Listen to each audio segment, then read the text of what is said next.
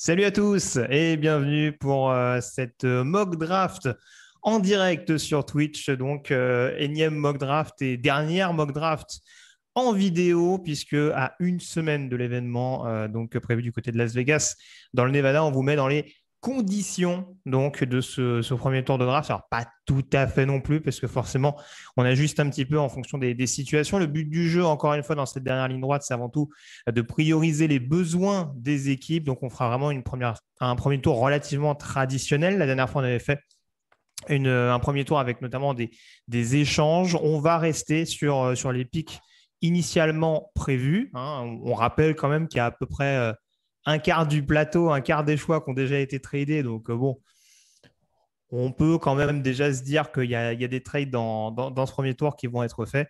Mais voilà, ce sera vraiment un premier tour sans trade, un premier tour traditionnel qu'on proposera, mais avant tout pour s'intéresser aux besoins de vos équipes de cœur. Pour m'accompagner, vous le voyez à mes côtés, il est là, il est tout beau, Monsieur Victor Roulier. Salut Victor. Salut Grégory, bonjour à tous. Première mock de l'année pour moi. C'est ce que j'allais dire, un plaisir de te retrouver, parce qu'on n'a pas eu la chance de pouvoir accorder à chaque fois nos calendriers pour les précédentes mock drafts. Donc voilà, on a réussi bon an, mal an. Voilà, il a fallu aussi avancer un petit peu cette dernière mock pour des raisons de calendrier, notamment professionnel. Mais c'est un plaisir de pouvoir enfin faire une mock avec toi pour cette édition 2022. Et on sait que tu prépares avec attention la draft 2023, avec déjà ta liste de 600 noms dont tu nous feras sûrement part dans un prochain live Twitch, mais je ne vends pas la mèche auprès de nos auditeurs. Camille Saraben est également à la technique. Salut Camille. Salut à tous, salut. T'allais dire Victor? 194. 194, mais cet homme est une machine. Et tout ça sans aucun running back. Ah bah non, sinon c'est il les exclut de facto, il faut savoir. Mais c'est pas vrai, 2023 sera une grande année de running back. C'est vrai. Bijan Robinson et Jahmyr Gibbs, cœur avec les doigts. Donc voilà, je le dis déjà avec un an d'avance. On vous salue en tout cas, vous qui êtes sur le chat. Pardon, on est déjà 120. Vous êtes déjà 120 et on vous en remercie. Donc je salue Kenyon Martin 59 qui était déjà des nôtres, il me semble, notamment mardi. Les habituels également, Baptiste 017, Nolive 9. On a également Brislinba, si je ne me trompe pas sur la prononciation. Articoti, Spifounet. Donc voilà, n'hésitez pas, j'essaie de rester attentif à vos remarques sur le chat pour nous dire éventuellement vos préférences en fonction des pics qu'on va alterner donc à tour de rôle, à quelques exceptions près. Je vais commencer, on va donc faire un premier tour un peu ping-pong. J'aurai le premier choix donc des Jaguars, tu auras le deuxième des Lions, j'aurai le troisième des Texans, etc., etc. Sachant qu'on reprend la stipulation qui veut que celui qui sélectionne une première fois pour une franchise resélectionne pour cette même équipe un petit peu plus tard. C'est-à-dire que je sélectionnerai avec les Texans en troisième, mais également en 13e, et tu sélectionneras avec les Jets en 4 et en 10, etc., etc. On essaiera de garder cette même logique pour qu'il y ait un minimum, on va dire, de cohérence là-dessus. Joe Cactou également qui est des nôtres, je le salue. Ce n'est pas Jean-Michel, donc Johan, je le précise de nouveau de cette émission. Ça, c'est pour taquiner un petit peu. On va donc rentrer dans le vif du sujet puisque Camille a fait apparaître la jolie petite colonne sur le côté droit de votre écran pour faire apparaître les 32 choix des différentes formations. On va donc commencer avec le premier choix des Jacksonville Jaguars. C'est donc moi qui m'y colle pour cette nouvelle première sélection des Jaguars après la draft de Trevor Lawrence l'an passé. Et on va donc savoir un petit peu dans quelle direction vont les Jags. Alors, j'avoue, je suis un peu perturbé avec ce premier choix des Jaguars dans le sens de est-ce qu'on prend le meilleur joueur intrinsèquement parlant ou est-ce qu'on s'intéresse aux besoins le plus prégnant? Parce que quand on regarde, mine de rien, comment a été construit cet effectif de Jacksonville pendant l'intersaison, on se rend compte qu'il y a eu des pass rushers qui ont été signés. Côté tackle, c'est un peu plus léger, hormis l'énième tag de Cam Robinson. Donc, c'est ce qui peut amener à considérer le fait qu'un tackle sera drafté numéro 1. Ce n'est pas incohérent, loin de là. Maintenant, à titre personnel, j'ai choisi la politique du meilleur joueur disponible. Certes, en effet, Dawan Smoot a dépanné un petit peu sur le poste de pass rusher l'année dernière. Certes, ils ont signé Arden Key, mais qui était dans la rotation des Niners l'an dernier. Donc, dans la rotation des Jaguars, ce ne sera pas forcément déconnant.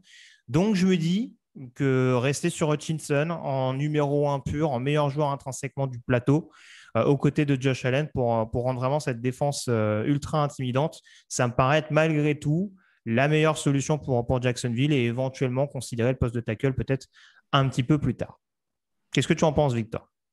Oui, ben, je pense que de toute façon, c'est deux alternatives. Hein. Là, il y a une école qui va te dire qu'il faut prioritariser le tackle offensif, notamment parce que tu as un jeune quarterback et qu'il faut le protéger, etc. Et puis, tu as l'école, comme tu dis, du meilleur choix disponible.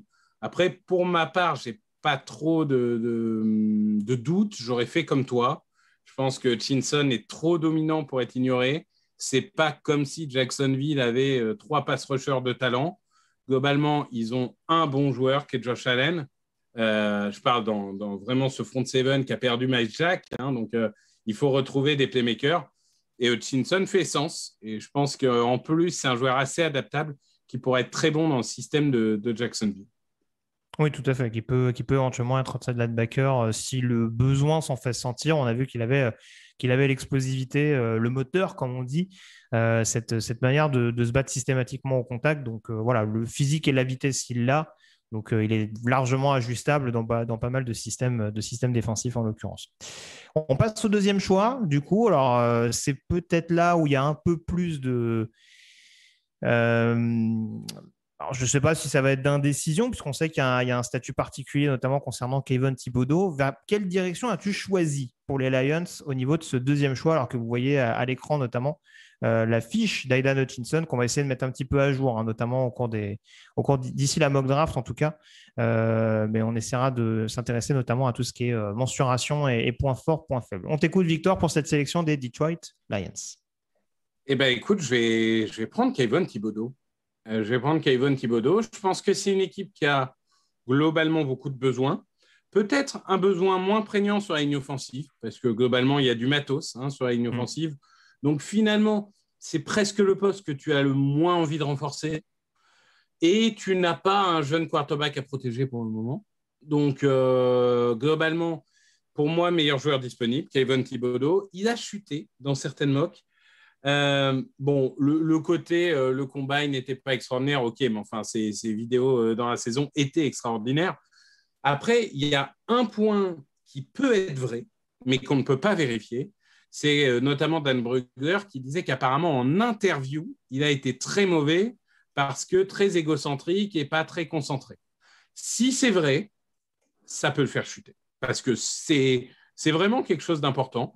Après, voilà, c'est un athlète hors du commun, c'est une explosivité folle, c'est une adaptabilité à tous les systèmes. Moi, je vois jouer en 4-3, je vois jouer en 3-3-5. Je pense que dans à peu près tous les systèmes, il peut trouver sa place. Et aujourd'hui, si tu as un pass rusher premium, entre guillemets, bah, déjà, ça te booste une défense. Donc, Kayvon Thibodeaux, pour moi, c'est le bon choix à Détroit. Tout à fait. Alors, Baptiste, qui supporte les Lions, nous dit solide ce choix, Victor. Tout à l'heure, on taquinait un peu sur le fait que ça y est, c'était forcément Trevon Walker en 2, hein, vu qu'on l'annonce très très haut au cours de cette draft, peut-être un peu trop haut d'ailleurs au goût de certains. Moi, je te rejoins carrément dans le sens où, alors c'est vrai qu'on a l'air de dire que Thibodeaux, il a un boulard absolument énorme. Maintenant, je trouve qu'il coche des cases made in Dan Campbell quand même. Le mec, c'est quand même un gars assez costaud. Il a l'air d'être sûr de sa force. Je pense que c'est vraiment le type de joueur que doit adorer Dan Campbell, surtout dans des tranchées en défense où tu as quand même des besoins malgré tout, parce que tu as des joueurs de devoir, on va dire, dans la rotation, mais tu n'as pas des vrais playmakers à mon sens. Donc, en l'occurrence, Thibodeaux du côté de Détroit, ça me paraît quand même, ça me paraît fité relativement. Ouais. Tu voulais rajouter quelque chose? On passe au pick numéro 3. J'essaie de voir, mais globalement, ça n'a pas l'air d'être en désaccord avec ta sélection. Articotti qui nous dit Thibodeaux est le deuxième meilleur prospect après. Alors lui, il nous cite Hamilton. Je sais que c'était aussi ton premier joueur dans le top 100. Oui. Et donc, Thibodeaux est troisième. Voilà. Hutchinson est second. Voilà. Mais bon, la position de safety n'a pas la même valeur qu'un edge, un cornerback ou un quarterback. Tout à fait. Voire même un tackle d'ailleurs. C'est vraiment quarterback, tackle en attaque et defensive end, voire corner en défense. Il faut se le dire, c'est des positions vraiment valorisées en top 5, par exemple. Les autres positions vont peut-être être un peu tributaires de ça. Ouais. Et c'est vrai que Thibodeau retrouverait Penei Sewell. Noah, on attendra un petit peu. Mais Penei Sewell, son ancien coéquipier d'Oregon, du côté de l'entraînement, aux entraînements, pardon, comme le souligne Joe Gactou sur le chat. On passe au troisième choix des Texans. Là aussi, les possibilités s'écartent un peu plus. Là, on est sur des pics relativement sûrs, encore une fois, avec deux joueurs qui font partie du haut du panier intrinsèquement. Kyle Hamilton aurait pu être considéré, puisqu'il y a des besoins sur le poste de safety. Très clairement, je le dis, j'avais déjà dit dans une précédente mock, mais il y a des besoins absolument partout du côté de Houston. Je pense qu'il y a des pics au cours de cette draft. On partira sûrement sur le meilleur joueur disponible. Pour ce troisième choix, je continue de rester sur une logique où on laisse une chance à Davis Mills de prouver de quoi il est capable. On part sur la ligne offensive, surtout avec les deux principaux edge rushers, c'est ça qui viennent de partir. Je prends peut-être le tackle qui a la marge de progression la plus intéressante et qui est peut-être le plus polyvalent du lot. Donc, je pars plutôt sur un Evan Neal. Je sais que ce n'est pas ton choix préférentiel au poste de tackle, mais je trouve en tout cas que dans le cadre Houston, où on peut peut-être lui laisser dans un premier temps la main sur un poste de tackle droit notamment, et voir un petit peu ce qu'on fait du gros contrat de Laremy Tunsil dans la foulée, ce serait peut-être pas la plus mauvaise solution, on va dire, si vraiment il y en a des mauvaises, pour considérer ce poste de tackle, ou en tout cas renforcer cette ligne offensive, parce que Charlie Heck, par exemple, ça me paraît un petit peu léger du côté de la franchise texane. Pardon. Oui, de toute façon, il faut bien se dire qu'il y a ce qu'on pense et ce qu'on prédit. Et les deux ne sont pas forcément les mêmes choses. Et ce que j'ai déjà dit, c'est que Evan Neal, je ne pense pas que ce soit le meilleur tackle, mais je prédis qu'il y a de grandes chances qu'il soit le premier sélectionné. Donc, ça ne me surprend pas. Et encore une fois, les trois sont dans un mouchoir de poche. Enfin, là, tu peux préférer n'importe quel des trois, il n'y a aucun problème. Je pense en effet que protéger mon gars sûr, Davis Mills, c'est une priorité. C'était mon sleeper dans le premier épisode de podcast de l'année dernière, le podcast Quarterback. Vous vous étiez moqué de moi avec Jean-Michel. Pas du tout. Et non, mais je pense que voilà, il faut le protéger. C'est un diamant brut, numéro 1 recrue lycéenne, mais qui a en gros été blessé ou affaibli toute sa carrière universitaire. Donc, il faut lui laisser sa chance, il faut le protéger. Ça me paraît un bon choix. Très bien. Écoute, je vais te laisser la main du coup avec ce quatrième choix, cette quatrième sélection et le premier choix réalisé par les New York Jets. Alors, on va voir si les Jets ils vont rester avec 2 premiers tours au cours de cette draft, parce que ça paraît être des gros candidats, notamment pour récupérer Deebo Samuel, que connaît beaucoup Robert Saleh notamment, et Mike Lafleur, le coordinateur offensif. On n'y est pas, bien entendu. Le but du jeu, c'est pas de trop se projeter non plus là-dedans. Le quatrième choix, du coup, quelle direction on prend du côté de la franchise new-yorkaise qui joue en vert? Écoute, c'est un peu comme les Texans, c'est très ouvert. Parce que tu peux justifier la sélection d'un safety, tu peux justifier la sélection d'un cornerback, tu peux justifier la sélection de la ligne offensive, tu peux justifier tout ce que tu veux. Bon. Il se trouve que Mekhi Becton, c'est pas la sécurité sociale pour l'instant. C'est-à-dire que sur le terrain, il a eu des bons moments, mais déjà, il n'est pas souvent sur le terrain. Ça, c'est un problème qu'on peut avoir. Et quoi qu'il arrive, c'est bien d'avoir quand même 2 bons tackles pour protéger un jeune quarterback.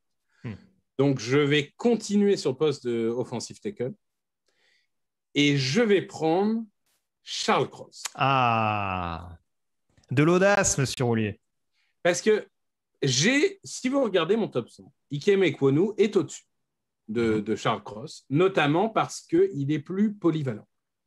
Mais je pense que Charles Cross, qui est pour moi un offensive tackle gauche pur, il va être parfait pour permettre à Becton de se focaliser sur la droite de la ligne, qui pour moi est son poste de prédilection. Voire sur le poste de garde. Réussir.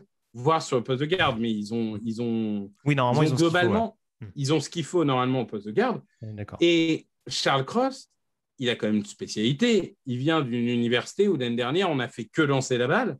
Donc, bien sûr, il y a quelques incertitudes sur est-ce qu'il sera aussi efficace dans le jeu de course que dans le jeu de passe. Mais en attendant, la priorité numéro 1, c'est protéger Zach Wilson, c'est lui laisser du temps pour lancer. Et ça, on sait qu'il sait le faire. Donc, pour moi, c'est parfait parce qu'il passe à gauche, Becton à droite, et là, on a 2 bons tackles. J'allais dire 2 gros tackles, mais il y en a un qui est plus gros que l'autre. Mais 2 bons tackles pour protéger Zach Wilson.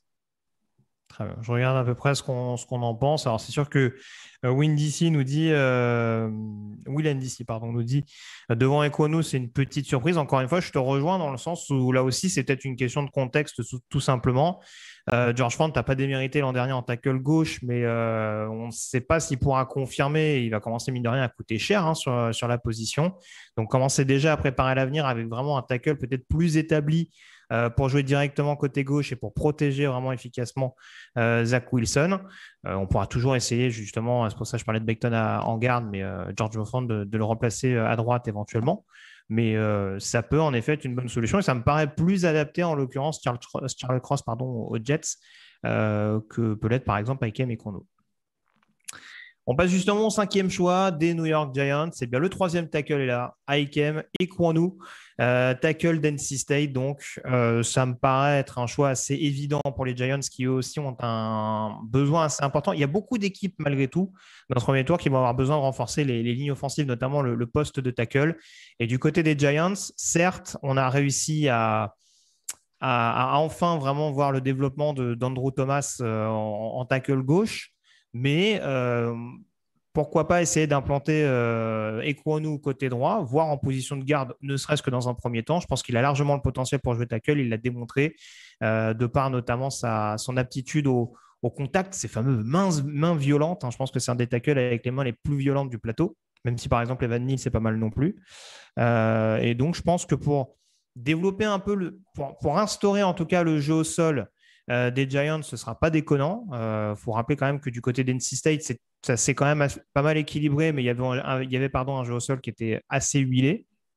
Il faut protéger Saquon Barkley, il faut laisser du temps à Daniel Jones pour lancer, voire pour gagner éventuellement plus de yards à la course. Je pense qu'Ikem Ekwonu peut être un joueur suffisamment dissuasif, que ce soit pour protéger ou pour être vraiment incisif et agressif au contact, pour vraiment rendre cette ligne offensive des Giants beaucoup plus intimidante. Pardon. Oui, bah, de toute façon, moi, quand je regarde cet effectif des Giants, globalement, il est pas mal. Hein. La défense, il y a du talent à peu près sur toutes les lignes. Il y a des receveurs. Alors, OK, Goladé n'avait pas envie, n'a pas été très bon l'année dernière, mais il peut très bien se réveiller cette année. Saquon Barkley, on aimerait qu'il réussisse, un phénomène universitaire, malheureusement, comme beaucoup de coureurs fauchés par sa santé. Et globalement, tu l'as dit, il y a Andrew Thomas, mais il n'y a rien d'autre sur la ligne offensive. Là, aujourd'hui, il n'y a rien d'autre. Il n'y a que des plots qui ont fait une saison digne de leur niveau, c'est-à-dire une saison de plots, et il faut tout reconstruire.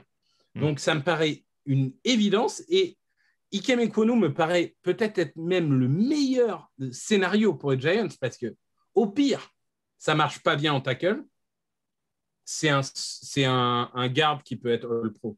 Oui, et de toute façon, ils ont des besoins de position. Donc, pour moi, c'est une évidence, il faut tenter Ikem Ekwonu. Ouais, clairement, je regarde. Alors, Sarah Baird nous dit le souci des Giants, c'était le coaching staff. C'est vrai que pour le coup, malgré tout, l'effectif, on a vu, n'a pas été renforcé de manière qualitative par Dave Gettleman, c'est le moins qu'on puisse dire. Et surtout, il y a eu beaucoup de gros contrats qui ont pas mal handicapé les Giants au cours de cette intersaison, notamment durant la free agency. On a vu d'ailleurs qu'il y a eu quelques petits ajustements, avec notamment l'arrivée de John Feliciano sur le milieu de la ligne, qui revient quand même de pas mal de soucis de santé du côté de Buffalo, qui retrouvera Brian Daboll, mais ça suffira peut-être pas. Donc, il faut continuer vraiment de blinder ce secteur-là, pour encore une fois se faire une idée précise sur ce que peut apporter Daniel Jones pour sa 3e année du côté des Giants et clairement se dire c'est ça, ou alors on prend une autre décision l'an prochain avec cette fameuse classe de quarterback qu'on nous vend et on nous vend sans arrêt. Donc voilà. Ikem Ekwonu, je te rejoins, ça, pour moi ça paraît être un choix. Enfin, c'est moi qui l'ai fait en l'occurrence. Donc je suis assez d'accord avec moi-même. C'est sa 4e année, Daniel. Enfin, ça va être sa 4e année. Ah pardon, autant pour moi. Tant pour moi. Le 6e choix, du coup, tu as la main, Victor, pour les Carolina Panthers. Les 3 principaux tackles sont partis. Quelle direction on prend du côté de Charlotte? Écoute, mon cœur balancé entre prendre le risque d'un quarterback ou prendre un des 3 premiers tackles. Les 3 sont partis. Donc, on va prendre Kenny Petite Main Pickett. Le meilleur quarterback de cette QV. Donc, pour le coup, c'est une QV très ouverte. Hein. Vous pouvez avoir un numéro 1 Vous pouvez avoir beaucoup de numéros 1 différents et ça serait totalement justifiable. Pickett, bon, voilà, il a des trop petites mains. Burrow aussi avait des trop petites mains. Résultat, il était au Super Bowl. Je trouve que c'est un joueur qui a une progression qui est vraiment linéaire et forte. Même s'il a explosé la dernière année, il progressait chaque année.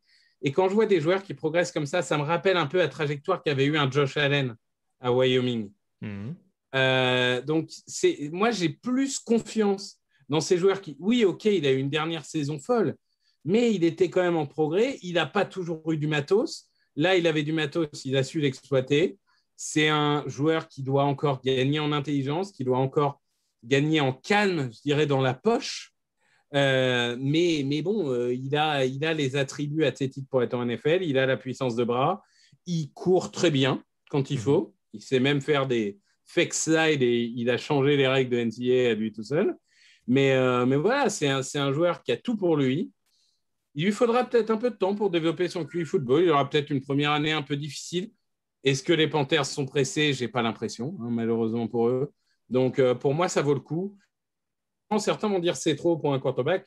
C'est vrai, mais en même temps, c'est la position la plus importante de ce sport. Donc, finalement, c'est jamais trop haut. Même pour un joueur que tu estimerais, moi, je crois qu'il est 40e dans mon big board. Mais pour autant, ça fait du sens de le prendre en 6e. Alors, 2 points à souligner, parce que du coup, vous avez vu l'affiche apparaître avec notamment dans les points faibles les petites mains. Encore une fois, on va le dire clairement, nous, on s'en fout. C'est les points faibles qui peuvent apparaître aux yeux des scouts parce que il y a... Oui, non, mais voilà, mais pour le coup, t'as pas mal fait de le signaler parce que c'est quelque chose qui peut être mis à son discrédit très clairement dans l'optique de cette draft où il faut rentrer dans toutes les cases. Autant Kenny Pickett, il a cet avantage, notamment d'un point de vue taille et gabarit par rapport à d'autres, dans une classe de QB qui est assez petite. Mais c'est vrai qu'il y a ce truc des petites mains où c'est une lubie absolument, où il faut fantasmer sur le centimètre près au niveau des bras, des jambes. C'est assez particulier et c'est forcément quelque chose à mettre en avant et en perspective, par exemple, avec le duel à distance qu'on annonce avec Malik Willis, par exemple. Oui, c'est ça. C'est vrai qu'on n'avait jamais eu un quarterback avec des mains. Enfin, je crois qu'on n'en a jamais eu en dessous de 9, puisque Burrow était à 9. Bon, lui, il est à 8,5. C'est pas non plus. C'était Rosen qui avait eu un souci sur ses mains aussi, non? Je sais plus exactement, mais je crois qu'il était quand même au-dessus de 9. Mais je fais pas jouer dans le froid. Je fais jouer dans le sud. Donc, comme ça, il aura moins de problèmes. C'est ça. Et puis, alors, la deuxième chose que je voulais rappeler par rapport au choix à Kenny Pickett, ça aussi, on a peut-être tendance à l'oublier. Il a été recruté avant d'arriver à Pittsburgh. Il a été recruté à Temple par Matt Rhule. Donc, il y a malgré tout, voilà, je pense que ce n'est pas un joueur qui laisse Matt Rhule insensible. Après, c'est toujours la même question du côté de Carolina. Quand on connaît la situation actuelle, en tout cas la fragilité, on va dire, autour de la situation de Matt Rhule, c'est de savoir est-ce que ce sera plus un QB choisi par le head coach ou est-ce que ce sera plus un QB choisi par Scott Fitterer, le general manager. Et là, à ce moment-là, peut-être que c'est là où on va savoir si ce sera plus Pickett ou un autre choix, en l'occurrence, comme je le disais, plus ou moins Willis, qui a l'air de grimper dans l'estime, en tout cas, de pas mal de franchises NFL. On passe au 7e choix, on revient sur les Giants et j'ai considéré la O-line tout à l'heure avec Aikem et Pronou. Ça me paraît compliqué de ne pas considérer la D-line. Il y avait quelques possibilités qui se présentaient à moi. Je reste quand même sur le choix le plus vraisemblable avec la sélection de Trevon Walker, donc lineman défensif de Georgia, pour pas mal de raisons. C'est que je considère que certes, sa réputation, on dira le fantasme qu'il arrive à créer chez beaucoup d'observateurs et de scouts de franchise paraît très clairement démesuré vu sa production du côté de Georgia et le rôle malgré tout moindre qu'il a pu avoir par rapport à d'autres playmakers en défense. Maintenant, j'en avais parlé notamment dans sa fiche. Je continue de penser qu'on lui a demandé de perdre du poids pour passer en defensive end extérieur du côté de Georgia parce que c'est une des rares occasions avec les Golgoth qu'il y avait au milieu d'avoir du temps de jeu. Je continue de penser qu'en reprenant un peu de masse physique, ça peut être un très bon defensive end 34. En tout cas, un joueur assez polyvalent qui saura faire pas mal de choses, surtout que le pass rush, ce n'est pas forcément pas sa priorité, mais oui, en tout cas, le contexte dans lequel il est le plus à l'aise, c'est vraiment la puissance, le côté vraiment duel physique, capacité à contenir le jeu au sol qui le caractérise. Et je pense que ce serait un excellent defensive end 34. J'avais comparé à Calais Campbell dans sa fiche sur TDA, un joueur qui a coaché Don Martindale il n'y a pas si longtemps que ça du côté de Baltimore. Donc, je pense que très clairement, Trevon Walker, ça peut être un fit intéressant du côté des Giants. Faudra éventuellement le peaufiner d'un point de vue gabarit et utilisation. Mais en deuxième choix derrière Ekwonu, ça ne me paraît pas une mauvaise solution pour les G-Men. Écoute, je suis un peu partagé. On l'a dit, la mock, c'est en effet les prévisions plus que ce qu'on pense. Je pense comme toi que c'est plus probable. Après, cette hype m'énerve un peu. Ça a été le moins bon joueur du front seven de Georgia, mais parce qu'il est très beau et qu'il est très grand et qu'il court moins très vite. Moins bon joueur, t'exagères un petit peu. Non, mais attends, on parle d'une défense historiquement bonne. Oui, bien sûr. Même être le moins bon joueur du front seven de Georgia, ça peut faire de toi un top 30 défenseur de la saison NCAA. Mais c'est sûr que là, on en parle comme le joueur le plus, enfin le meilleur défenseur de Georgia, si on parle en termes de perspective. Là maintenant, il saute plus haut que les autres, il court plus vite, il truc formidable. Si tout était question de capacité athlétique, Jadavion Clowney serait à 170 sacs en carrière. Je pense qu'il n'en est même pas à la moitié. Il y a un moment, ça m'agace. Moi, j'ai du mal à comprendre comment un joueur peut passer de top 40 à top 5 juste avec ça. Cela étant dit, je te rejoins sur une chose, c'est que son poste, ça doit être defensive end 34 et que quand tu regardes des équipes du top 10, voire du top 15, les Giants, c'est la meilleure situation pour lui. Il a les joueurs pour apprendre à côté de lui. Il a un coach topissime pour apprendre à côté de lui. Et il va avoir tout le loisir de se développer dans un système qui est fait pour lui. Donc, je te rejoins là-dessus, même si je trouve que c'est trop et que la hype me paraît démesurée. Je pense que pour lui, en tout cas personnellement, ce serait la meilleure situation de tomber à New York. On est globalement d'accord. En tout cas, après, je te rejoins. Encore une fois, c'est pas le choix, c'est pas le joueur en tout cas qui m'excite le plus dans cette classe. Mais voilà, moi je le dis très franchement en prenant compte de toutes les situations, c'est-à-dire en mélangeant projection et ce que je vois du bonhomme, il est numéro 7 sur mon big board. Donc il y a une logique. Il est beaucoup plus bas chez moi. J'en ai conscience. C'est ce qui transpire de ce que tu viens de me dire en tout cas. Bon, du coup, grosse pression sur tes épaules, Victor, puisque du coup, je vais le dire en amont de cette préparation de draft. J'ai voulu changer un petit peu, parce que c'est vrai que j'ai géré quelques équipes un peu similaires sur les précédentes mocks. J'ai voulu changer un petit peu, changer les habitudes. C'est pour ça que du coup, je t'ai laissé la tâche de sélectionner pour les Falcons. Du coup, avec le board qui est celui-là, avec notamment les 3 principaux edge et les 3 principaux tackles qui sont partis, plus le premier quarterback, quelle direction on prend du côté d'Atlanta? Alors, running back.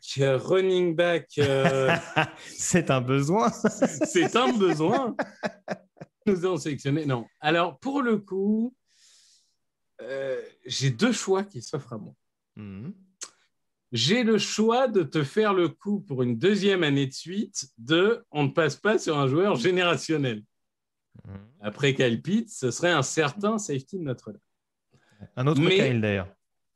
Mais, je pense qu'à un moment, il faut préparer l'avenir au poste le plus important de ce sport et qu'on ne sélectionne jamais trop haut un quarterback. Donc, ça va en étonner beaucoup, mais pour la 2e fois de ce top 10, je vais sélectionner un lanceur. Je vais sélectionner celui qui est pour moi le 2e meilleur lanceur de cette classe, c'est-à-dire Matt Corral. OK. Tu me diras après si ça te surprend ou pas, mais Matt Corral, il a une belle vision. Il a un beau release, un beau mouvement, une belle mécanique. Un peu cette mécanique très moderne à la Mahomes, à la Kyler Murray, qui rappelle un peu les short stoppers en baseball. C'est cette release très rapide qui permet de vraiment accélérer le jeu. D'ailleurs, Kyler Murray avait été sélectionné au baseball. Mais voilà, il y a encore peut-être... il y avait toujours cette histoire d'interception auquel il a un peu répondu quand même cette année, puisque ça a été quand même beaucoup plus beaucoup plus propre que l'année d'avant. Il y a cette petite blessure. Bon, voilà, mais globalement, je trouve que lui aussi, ses progressions constantes, c'est un joueur qui, mine de rien, est intelligent dans la poche, peut-être parfois trop agressif, peut-être parfois il veut en faire trop. C'était aussi le jeu de Holmes qui voulait ça. Je pense que globalement, c'est le deuxième prospect le plus intéressant à ce poste-là. Peut-être que certains vont hurler, mais globalement, à part Kyle Hamilton, je ne trouvais pas de vraie bonne solution. Il y a des tackles, des edges qui auraient pu prétendre. Mais malgré tout, pour moi, vas-y, prends le risque à la position la plus importante parce que si tu touches le jackpot, tu es tranquille pour 10 ans. Alors, je vais répondre à des choses qu'on va faire remonter sur le chat. Alors, je m'excuse, hein, je n'oublie pas le chat, hein, mais il faut savoir que j'utilise mon deuxième ordinateur pour checker un petit peu vos retours. Et le deuxième ordinateur est un peu capricieux ce soir. Donc, j'essaye d'actualiser au maximum. Je sais que j'ai vu passer notamment du Sauce Gardner. Il y a clairement, il y a des rumeurs qui circulent, et ça rejoint un petit peu ce que tu disais il y a quelques secondes, Victor, sur la possibilité d'Atlanta de se dire que, entre guillemets, hein, foutu pour foutu, en attendant l'année prochaine et les investissements qui sont annoncés, on partirait sur la politique de nouveau du meilleur joueur disponible sur le plateau. Matt Garner peut rentrer dans ce cas de figure-là. Kyle Hamilton également, du coup, encore plus même à mon sens. Matt Garner, moi, ce qui m'embête un petit peu, c'est que vu les décisions qui ont été prises durant la free agency, le poste de corner, il m'a l'air quand même assez loqué. Ils ont signé Ward, ils ont signé Oliver. Enfin, voilà, ça ne vend pas que du rêve sur le papier. Et puis, il y a Terrell. Oui, il y a Edu, enfin, je ne l'ai pas cité parce que ça me paraît être la base, mais en tout cas, pour entourer JTRL sur la position, il y a eu des décisions qui ont été prises.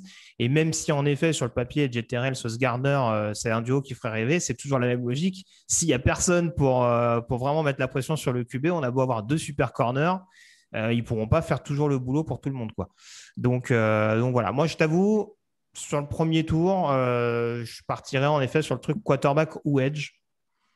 Edge rusher, c'est un éternel besoin, mais c'est sûr que si tu veux préparer ton avenir dès à présent au poste de quarterback, quitte à laisser une saison de côté, au moins préparer l'avenir sur cette position-là et entourer ton quarterback la saison prochaine. Matt Corral, je te rejoins dans le sens où il y a un côté game manager dans un premier temps, mais un joueur qui peut vraiment se développer de manière intéressante à l'avenir pour... c'est presque une comparaison un peu... presque la trajectoire qu'a eu à Russell Wilson, par exemple. Le côté je me développe petit à petit et après, j'arrive à développer vraiment un jeu vertical assez intéressant. Je pense que Matt Corral peut avoir cette trajectoire-là. Alors, c'est sûr, du côté d'Ole Miss, tout n'a pas été perfectionné, notamment d'un point de vue lecture. Hein. Encore une fois, c'est forcément quelque chose qui est à prendre en considération et en termes de deuxième lecture, ça va être quelque chose à voir. Après, il aurait l'avantage de tomber avec un head coach qui a une mentalité offensive. Donc voilà, ça peut clairement se tenter du côté d'Atlanta. Voilà. J'aime bien Malik Willis, j'aime bien Matt Corral. Si Corral est pris au lieu de Willis, je pense que j'arriverai à m'en remettre psychologiquement. Moi, je rajoute juste parce que ceux qui ont vu le top 100 le savent, hein, mais Malik Willis est mon quarterback numéro 6. Ah oui, de la position, oui, d'accord. Oui, il n'est pas numéro 6 de ton top 100. Non. Non, je crois qu'il est aux alentours des 60, 70. Il y a un petit groupe Strong, Howell, Willis dans les 60-70. Ouais, écoute. Ouais. N'hésitez pas à aller le consulter, hein, parce qu'il est disponible depuis ce matin. Hier, je crois. Hier. Le temps passe si vite, c'est incroyable. Cette semaine passe à une vitesse, mesdames et messieurs, c'est absolument dingue. On va passer du coup à la sélection des Seattle Seahawks. Et là des choix s'imposent. Alors du coup, pour moi, il y a trois possibilités qui se dessinent. Il y a un quarterback, parce qu'à l'heure actuelle, il n'y en a pas. Je fais partie de ceux qui continuent de penser que Seattle va potentiellement être un acteur, notamment dans le cas de Baker Mayfield. Je pense qu'il y a beaucoup d'équipes qui jouent la montre en se disant que la cote de Mayfield va baisser et que les Browns devant s'en séparer pour des raisons notamment salariales par rapport au gros contrat qu'ils ont offert à Deshaun Watson, ils vont peut-être se retrouver un petit peu devant le fait accompli. Mais je continue de penser que Seattle peut être un acteur là-dedans. Après, il y a deux possibilités pour moi, c'est le poste de tackle ou un cornerback. Vu la position, je partirais sur le meilleur joueur disponible. Il y a des besoins criants en tackle, mais même si je ne pense pas qu'ils vont le re-signer éternellement, Dwayne Brown est toujours disponible, par exemple, à 36 ans maintenant. Donc, ils peuvent toujours leur signer pour une pige en draftant un tackle un petit peu plus tard, surtout qu'ils ont 2 deuxièmes tours, je ne vais pas dire de bêtises. J'ai un doute là-dessus, mais il me semble qu'ils ont récupéré le 2e tour des Oui, oui, Broncos. oui, ils en ont 2 qui se suivent quasiment. Et voilà, et pour faire court, voilà, je pense que Ahmad Gardner à cette position-là en numéro 9, c'est clairement pas cher payé. Sur une position, malgré tout, encore une fois, où ils ont des besoins. Alors, je sais que c'est compliqué de remplacer la Legion of Boom, mais voilà, même en ayant eu des cornerbacks un peu de devoir ces dernières années, notamment Shaquille Griffin, c'est pas forcément la position qui a été la plus valorisée ces dernières années du côté de Seattle. Et là, en récupérant de nouveau un cornerback extrêmement dissuasif dans la division, malgré tout, d'Arizona et de DeAndre Hopkins, dans la division des Rams avec Cooper Kupp et tous les receveurs qui s'en suivent. Avoir un cornerback de la qualité de Sauce Garner, ça ne me paraît pas être une mauvaise chose pour les Seahawks. Oui, ça me paraît être bon choix. Ça me paraît être bon choix. Je pense que. Alors, certains, si vraiment ils ne sont pas sur mes feeds, certains pourraient justifier Willis, hein, très bien. Oui, bien sûr, tout à fait. Et je veux dire, aucun problème. Mais dans le cadre du meilleur joueur disponible, je pense que Garner est déjà tombé trop bas. Donc, ça me va très bien qu'il tombe là. C'est un joueur qui a pris 0 touchdown en carrière. Oui. Si je n'ai pas de bêtises. Alors, OK, il jouait à Cincinnati, mais enfin, en attendant, il a affronté Notre-Dame. En attendant, il a affronté Alabama. Il a été en play-off avec une équipe de 2e niveau. De Kidam, je pense qu'on peut le dire. Non, mais je veux dire, tout le monde sait que dans la FCS, il y a vraiment le Top 5 et le Power 5. Donc là, c'est la première fois d'histoire que c'est qu'une équipe du groupe of 5. Depuis l'instauration des playoffs, oui, c'est la première fois qu'une équipe non issue des 5 principales conférences accède au dernier carré. Donc voilà, moi j'adore le joueur. Je pense qu'il est adaptable à peu près tous les systèmes. C'est un playmaker. Il a une belle vision. C'est pas le plus rapide, mais il a une vitesse largement suffisante. Très intelligent. Enfin, pour moi, c'est le cornerback numéro 1 de loin. Très bien. Je regardais un petit peu ce qu'on en pensait. Alors, il y a Exormine12 qui nous disait un tackle au premier tour. C'est ce que je disais tout à l'heure. Après, il y a toujours la possibilité, par exemple, Trevor Penning, mais ça fait peut-être un petit peu haut pour le 9e spot. Encore on dira, il y a peut-être, sur la même logique, on dirait que c'est peut-être jamais haut de prendre un vrai tackle gauche à l'échelon supérieur. Maintenant, début de 2e tour, voilà. Ils ont pris Stone Forsythe l'année dernière en joueur un petit peu gratte-ciel. Ils peuvent toujours prendre Daniel Fa à l'aller. Hein. Ils ont 2 joueurs de 2,42 m en tackle, donc pourquoi pas. Mais voilà, blague à part, non, ça peut être un besoin considéré un petit peu plus tard. Puis de toute façon, je pense qu'on est conditionné maintenant à ce que les quarterbacks de Seattle courent pour leur vie. Donc, que ce soit Wilson ou quelqu'un d'autre, je pense que voilà, c'est assumé du côté de Seattle. Est-ce que tu es d'accord avec un cornerback, Camille? Est-ce qu'il est là, Camille, d'ailleurs? Ouais, je suis là, tout à fait. Non, mais c'était moi, hein, Exermine de 12, c'est moi sur le chat. Ah, c'était toi, pardon. Ouais, autant pour moi. Bon, d'accord. Bon. Tu serais d'accord, mais pas à 100% non plus, quoi. Non, tu te poserais 2-3 questions quand même. Je pense que c'est parfait. Je connais pas trop les autres cornerbacks, mais là, oui, je pense que ça serait pas mal. Très bien. Merci Camille. On passe au 10e choix des Jets qui ont donc sélectionné tout à l'heure Charles Cross, tackle de Mississippi State. Quelle direction on prend désormais du côté de New York, Victor?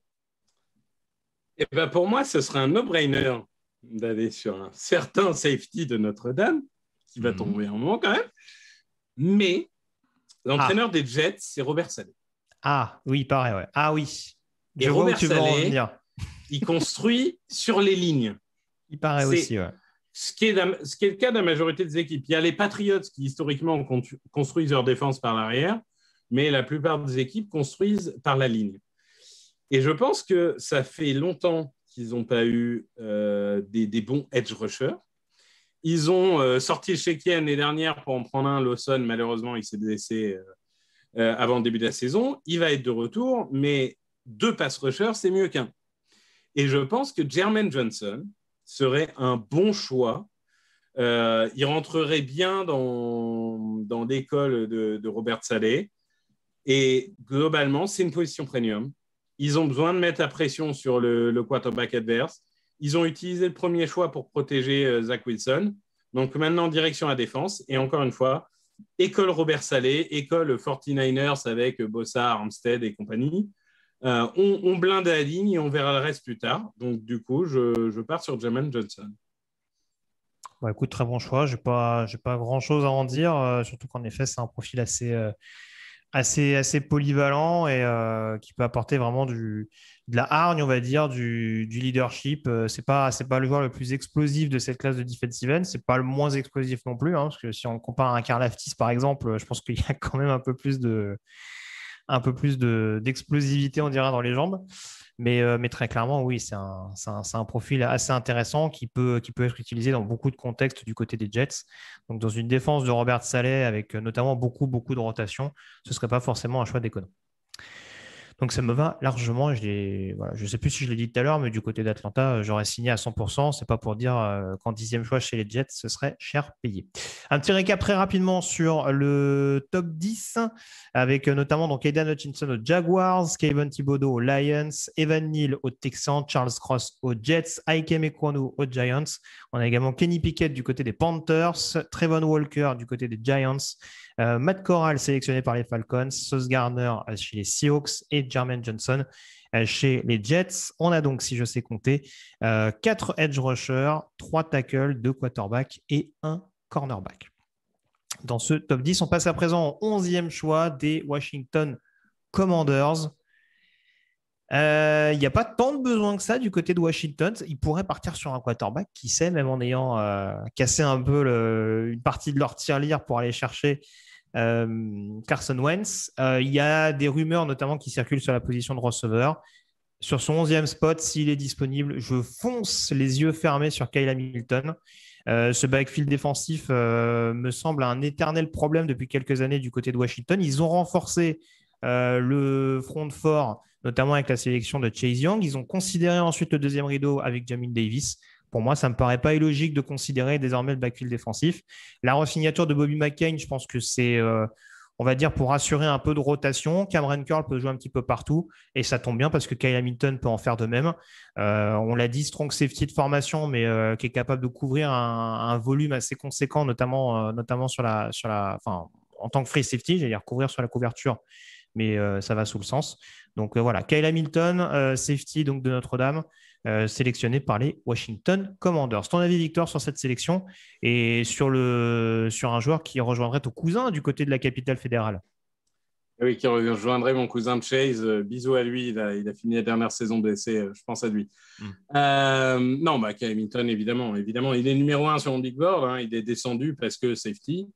Malheureusement, mais c'est un phénomène absolument gigantesque. C'est une capacité athlétique extraordinaire, malgré ça, une vitesse vraiment folle et un vrai instinct de playmaker, très bon en couverture, malgré, donc je disais, une dimension physique qui lui permet aussi de jouer dans la boîte, qui lui permet aussi de jouer proche de la line of scrimmage.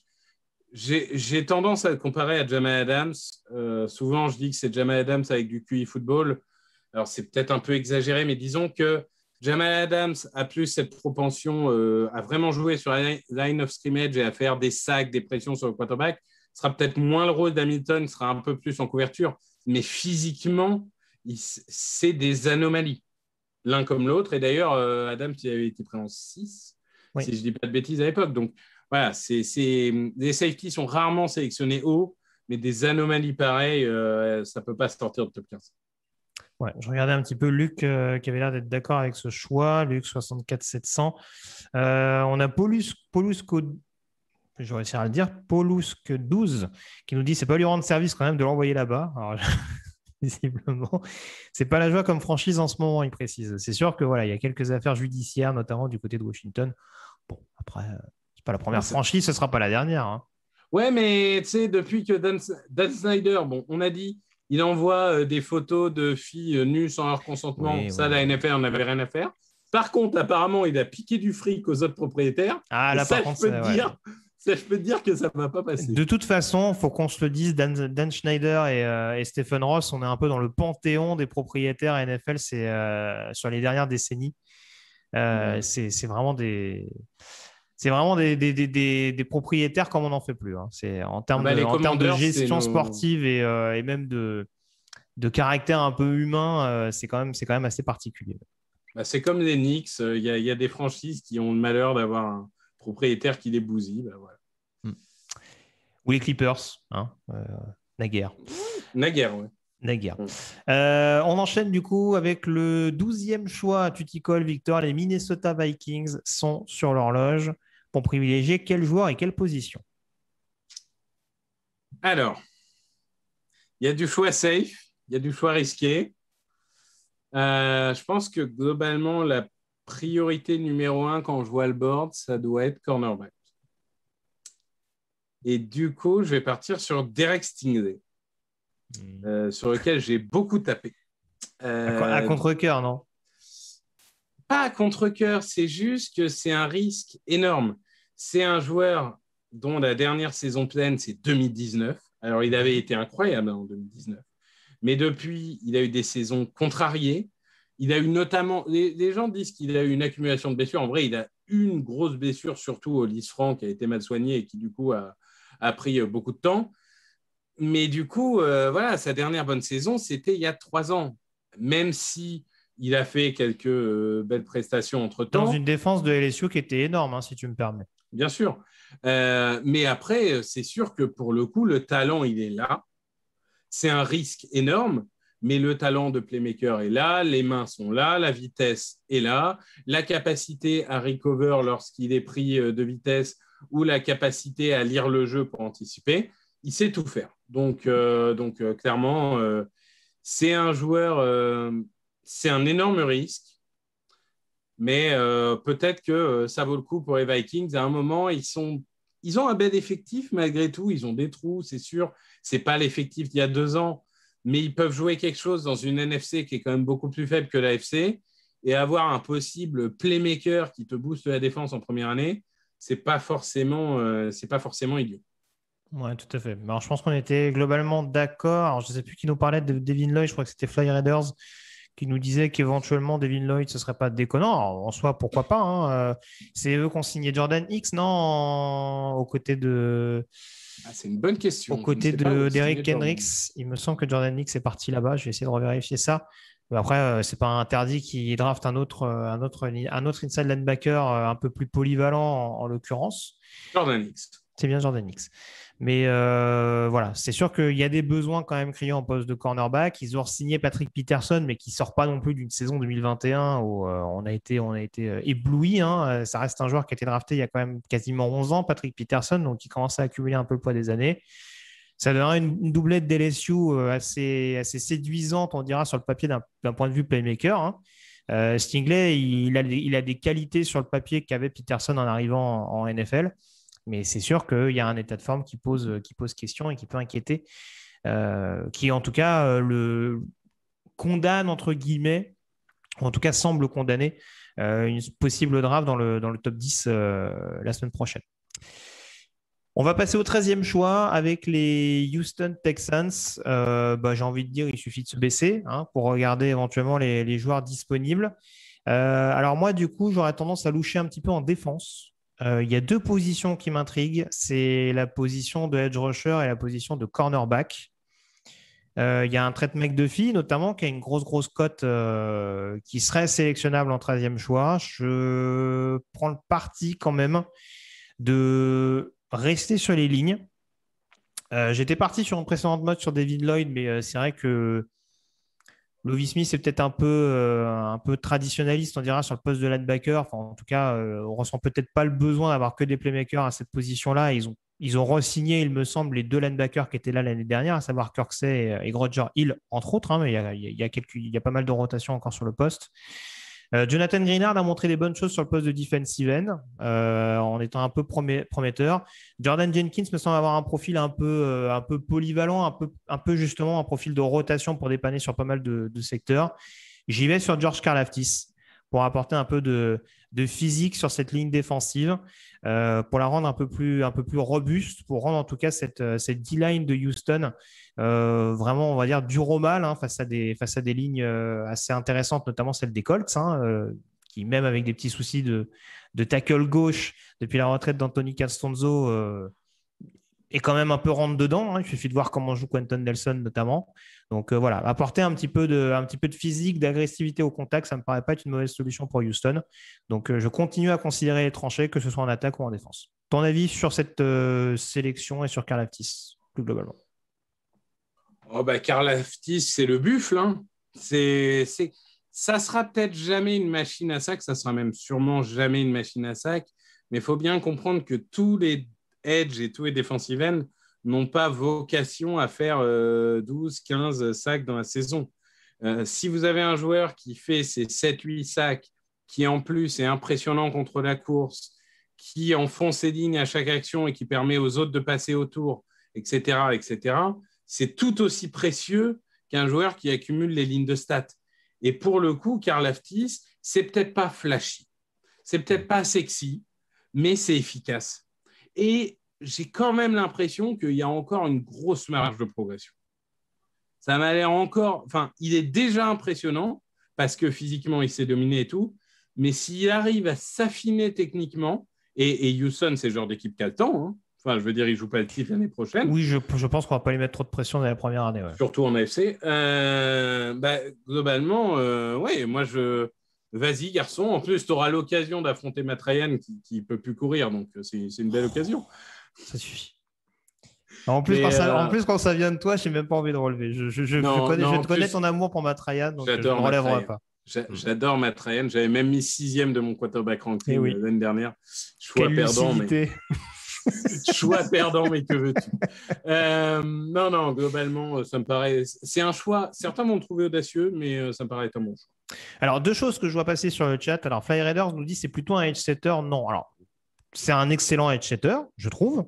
Maintenant, c'est pas incohérent. Il est capable, il l'a démontré, il est capable de mettre la pression. Et Jonathan Greenard est assez efficace et contre la course et contre la passe également. Donc, pour le coup, ça fera un duo complémentaire, car polyvalent. C'est pas ce qui me choquerait sur le papier. Urizen 81 qui nous dit est-ce qu'il peut jouer defensive end 34 ? Je continue de penser que oui. Donc, il peut être adapté à une autre équipe si on lui demande de prendre un petit peu de gabarit. Mais très franchement, pour moi, il sera defensive end de toute façon, que ce soit en tant que 5-tech sur une 34 ou en tant que defensive end classique dans un rôle plus, en effet, de bull rusher / head setter, quoi. Voilà.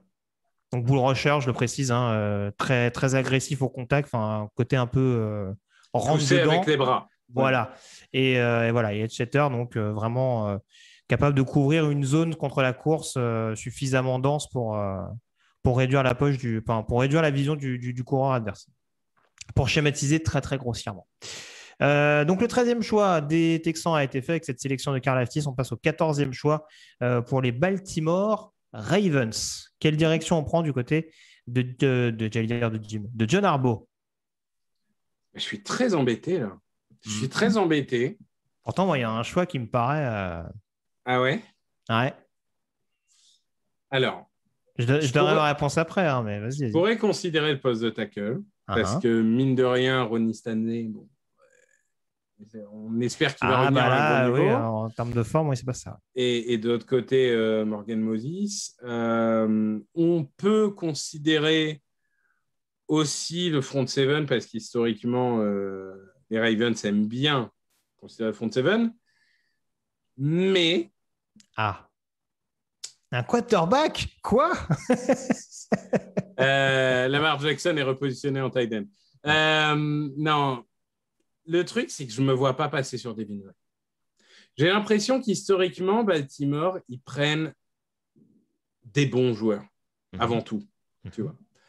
Et mine de rien, Patrick Quinn, c'est quand même une de mes déceptions pour le moment. Alors, encore une fois, il est jeune, hein, on ne peut pas juger un oui, puis peut-être qu'on l'avait un peu survendu, justement. On en a parlé assez souvent dans cette classe, justement, de défenseurs de LSU. Il y a du talent, très clairement, mais c'est peut-être pas non plus un talent générationnel, comme le dit souvent quelqu'un que je connais bien. Oui, non, mais il avait été pris fin de premier tour, hein, si je ne dis pas de bêtises. Donc voilà. Peut-être un tout petit peu plus bas. Je vais vérifier, mais vas-y, je te laisse poursuivre ton propos. Donc, le fait est qu'il m'a beaucoup déçu et que finalement, de toute façon, même si Quinn se mettait au niveau, il n'y a quand même pas une profondeur extraordinaire, je trouve, au poste de linebacker. Donc, je trouve qu'un Devin Lloyd, ça fait du sens. Je ne suis pas en train de vendre de futur Ray Lewis, même si on ne sait jamais. En tout cas, pas dans l'agressivité. Mais c'est un joueur ultra polyvalent. Ouais. Il sait tout faire, ultra intelligent. Il sait défendre la course, il sait défendre la passe, il sait faire des interceptions, il sait couvrir. il sait jouer en zone, il sait jouer en homme, il sait tout faire. Et joueur talentueux, joueur intelligent, bah, je suis désolé, mais à Baltimore, c'est tout ce qu'ils aiment en fait. Et j'ai pas l'impression qu'ils aient souvent eu la pression de prendre un need. Voilà. Ils arrivent à attirer les meilleurs free agents chaque année pour combler de toute façon des trous. Donc voilà, un joueur d'un tel talent qui est descendu aussi bas, bah, peut-être que Jordan Davis faisait de l'œil, peut-être que d'autres joueurs auraient pu donner envie. On nous a cité Tyler Linderbaum. Ça peut être un choix Ça peut être un très choix Ravens aussi. pour continuer de blinder le jeu au sol, surtout qu'ils ont perdu Bozeman, on est d'accord. Ça, je suis d'accord tout à fait. Bon, après, il y a Zaitzer. Et l'intérieur de la ligne est quand même bien, bien proche. Mais Linderbaum, j'ai considéré aussi. Mais pour moi, tu ne peux pas passer sur Lloyd. Oui, puis pour continuer sur la logique Linderbaum, tu as quand même une classe de lineman intérieur avec laquelle je pense tu as plus de bonnes affaires à faire que sur un poste de linebacker qui est dense, mais qui ne présente pas des profils aussi complets, à mon sens, que Devin Lloyd. Et ça reste, en effet, comme tu le disais, un poste à besoin du côté de Baltimore, dans le côté, en tout cas, homme à tout faire, puisque très clairement, Devin Lloyd, dans une défense aussi traditionnellement agressive que celle de Baltimore, je pense qu'il a de quoi se régaler et pouvoir jouer sur 3 tentatives et pouvoir être un poison pour le quarterback adverse, puisque concrètement, tu ne sauras quasiment jamais sur chaque snap ce qu'il va être capable de faire. Donc je te rejoins, Devin Lloyd, c'était le joueur que je guettais de très très près du côté de Baltimore. Donc je te rejoins totalement là-dessus. Donc Devin Lloyd du côté de Baltimore, on enchaîne avec les Philadelphia Eagles qui ont le 15e choix. Et bah écoute, du côté des Eagles, j'ai 2 directions possibles. D'accord. Je serais quand même tenté de partir sur le joueur qui n'a pas été sélectionné précédemment, sur un Tyler Linderbaum d'Iowa. J'en avais déjà parlé, mais Brandon Brooks ayant pris sa retraite, ça laisse quand même un trou assez notable sur l'intérieur de la ligne. Je pense que les Eagles, vu le style de jeu de Jalen Hurts, ont besoin de continuer d'avoir une O-line hyper agressive sur le jeu au sol. Je vois très peu de défauts dans le jeu de Tyler Linderbaum, et je vois en tout cas un joueur capable de continuer de dynamiser concrètement, que ce soit sur le pass pro ou surtout sur le jeu au sol, cette attaque des Eagles. Je vais le dire tout de suite, tu seras sans doute pas d'accord, mais de toute façon, il n'y aura pas de vérité absolue. Et je ne suis pas parti sur un receveur dans le sens où il y a déjà eu deux drafts de suite avec un receveur au premier tour. Ça ne veut pas dire qu'il n'y en aura pas une troisième, mais sur une classe aussi dense de receveurs où tu sembles quand même avoir trouvé ton receveur numéro 1 la saison dernière, j'ai préféré considérer d'autres postes qui me paraissaient un peu plus prégnants. Oui, je suis totalement d'accord pour le poste de receveur, même si, bon, je ne pense pas que le fait d'en avoir sélectionné 2 au premier tour t'empêche de le faire une 3e année. Ça, je pense que ça ne doit pas entrer en compte. Par contre, je suis d'accord que la QV fait que. Moi, je serais parti sur un cornerback, dont on parlera un peu plus tard. Mais c'est peut-être toujours dans les plans. Hein. Après, Linderbaum, j'ai envie de dire, à mon avis, il ne jouera pas la première année. Et ce n'est pas très grave parce que les Eagles ne jouent pas non plus le titre, même s'ils ont une équipe qui sera compétitive dans une NFC qui est projetée un peu plus faible. Mais globalement, on a Dickerson, qui restera sûrement en garde toute sa vie. On a Kelsey qui parle de retraite tous les ans. Et on a Semalo, assez probablement en garde. Linderbaum, c'est un centre, pur et dur. Je ne vois pas évoluer en garde personnellement. Je pense qu'il peut jouer en garde dans un premier temps. Mais j'entends. Non, mais c'est un vrai débat. Mais par contre, Kelsey, ça fait 3 ans qu'il laisse entendre qu'il est vraiment au bout du cycle et que ça ne va pas tarder, quoi.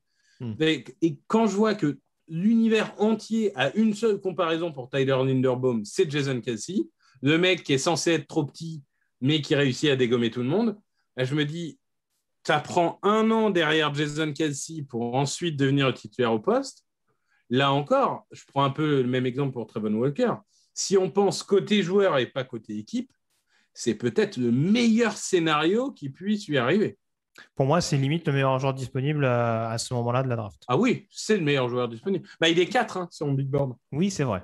Mais ouais. Il n'est pas 4 dans mon big board, mais il est très bien placé aussi. Je suis d'accord que j'ai peut-être abusé, mais quand j'aime, je ne compte pas. C'est ça. Alors, le 16e choix, du coup, les New Orleans Saints, grands partenaires d'échange des Philadelphia Eagles, font la première de leurs 2 sélections qui ils privilégient pour le 16e spot. Bah écoute, ça me paraît difficile de passer sur le poste de receveur quand même. Parce que, est-ce qu'on a des nouvelles de Michael Thomas? Est-ce qu'il est toujours en vie? On ne sait pas. Non, on ne va pas faire des black jokes comme ça, parce qu'avec ce qui s'est passé avec Haskins, ce pauvre. Oui. Mais enfin, en tout cas, Michael Thomas, bon, ça fait un moment qu'on ne l'a pas vu sur un terrain. On ne sait pas dans quel état physique il est. Et globalement, cette attaque, elle a besoin de renfort.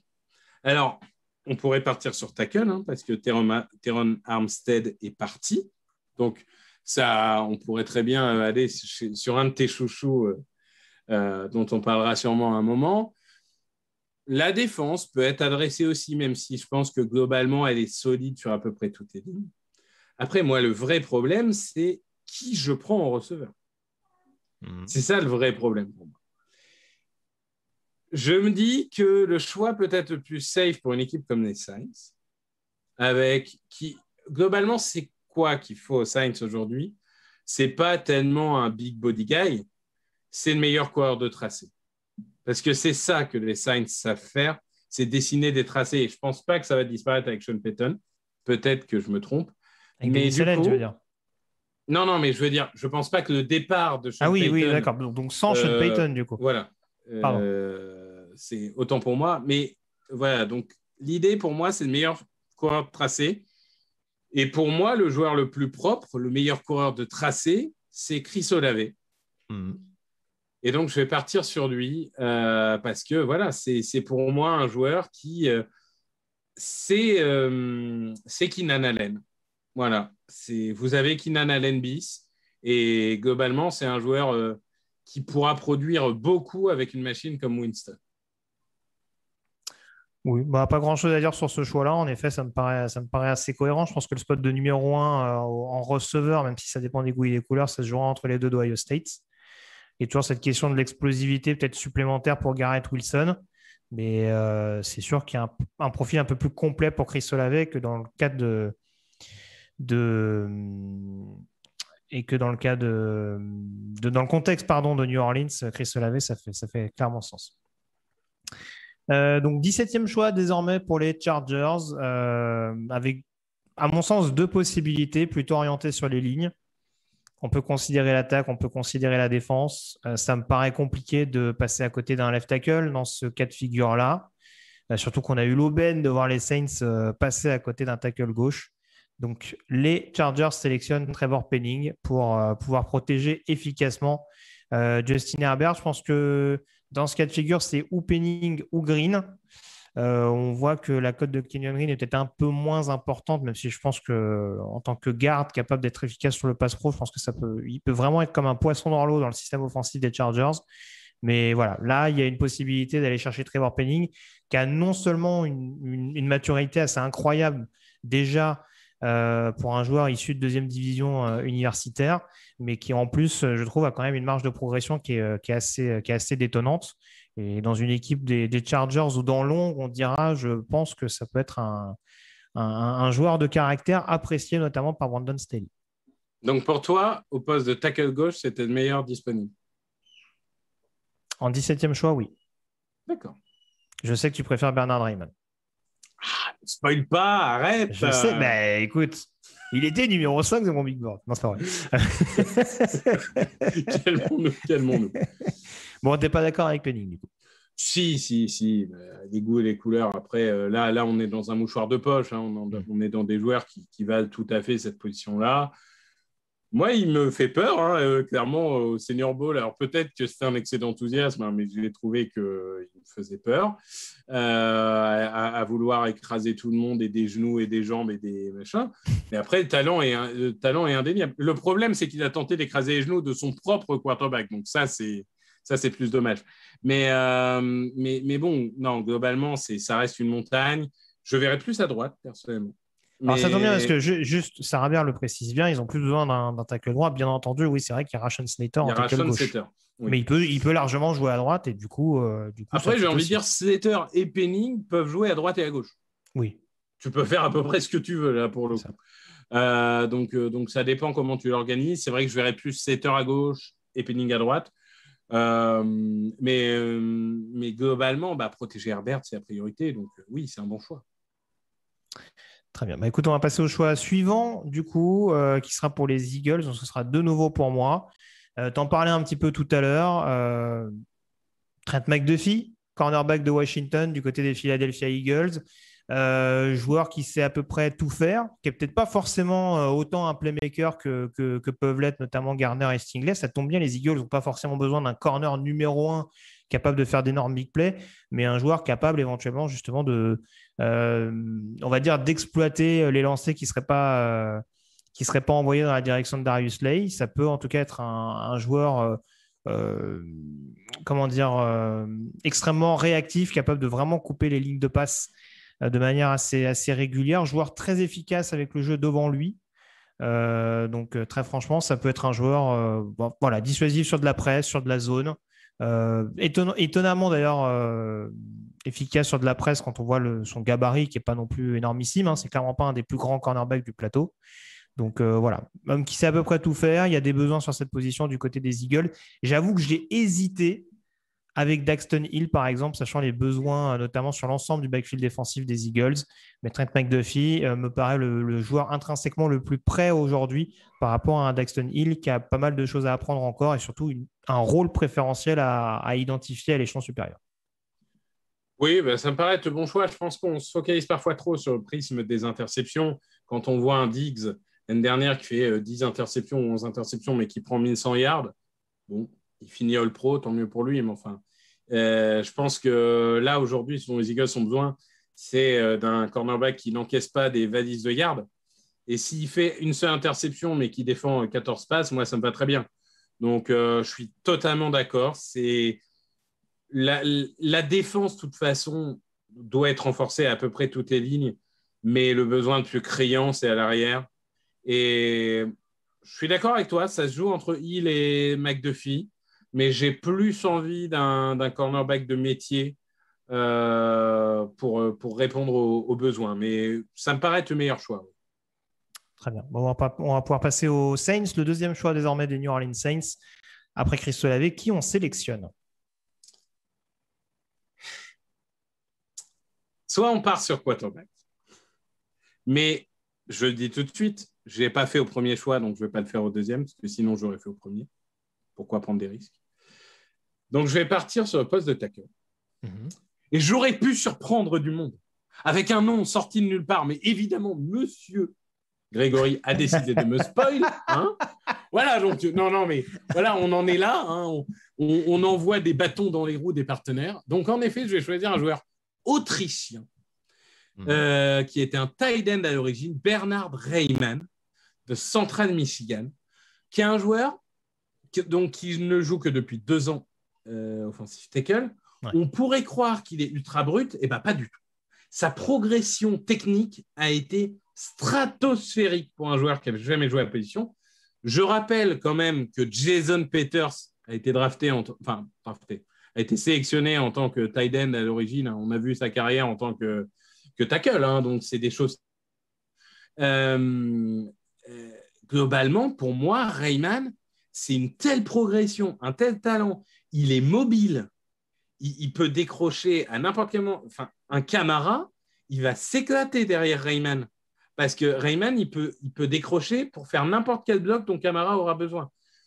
Donc, pour moi, c'est le joueur dont les Saints ont besoin. Donc, je suis très content. Certains ont trouvé que c'est Rich, pas moi.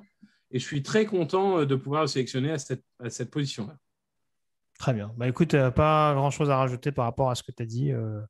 En effet, joueur, en termes de marge de progression, je pense que sur la classe de tackle, on est pas mal. Là, on se situe pas mal. Tu le disais, joueur qui continue d'apprendre la position et qui pourtant est déjà à un niveau là aussi de maturité absolument impressionnant, même si c'est un style totalement différent de Trevor Penning.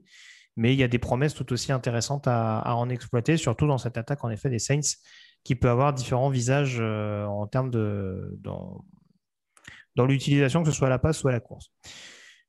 Je te redonne la parole, Victor. On va parler des Pittsburgh Steelers avec le 20e choix, et choix extrêmement intéressant. Quelle direction on prend? Là encore, différence entre ce que je pense et ce que je prévois. Si vraiment les 19 premiers choix ressemblent à ça, je ne vois pas de monde où les Steelers ne sélectionnent pas Malik Willis. Je pense que là, c'est trop évident pour ne pas être fait. Donc, on rappelle un Malik Willis, très gros bras, gros potentiel athlétique. Moi, il me rappelle un peu Dwayne Haskins, paix à son âme, dans le sens où il est très talentueux athlétiquement, etc. Il reste encore brut. Il a un problème de gestion de la poche, mais en même temps, il avait une ligne offensive tellement minable que c'est très difficile d'identifier ce qui était de sa faute ou de la faute de la ligne.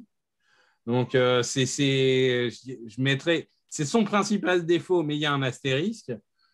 Et c'est un joueur dont j'ai un peu de mal, personnellement, en précision et en seconde lecture.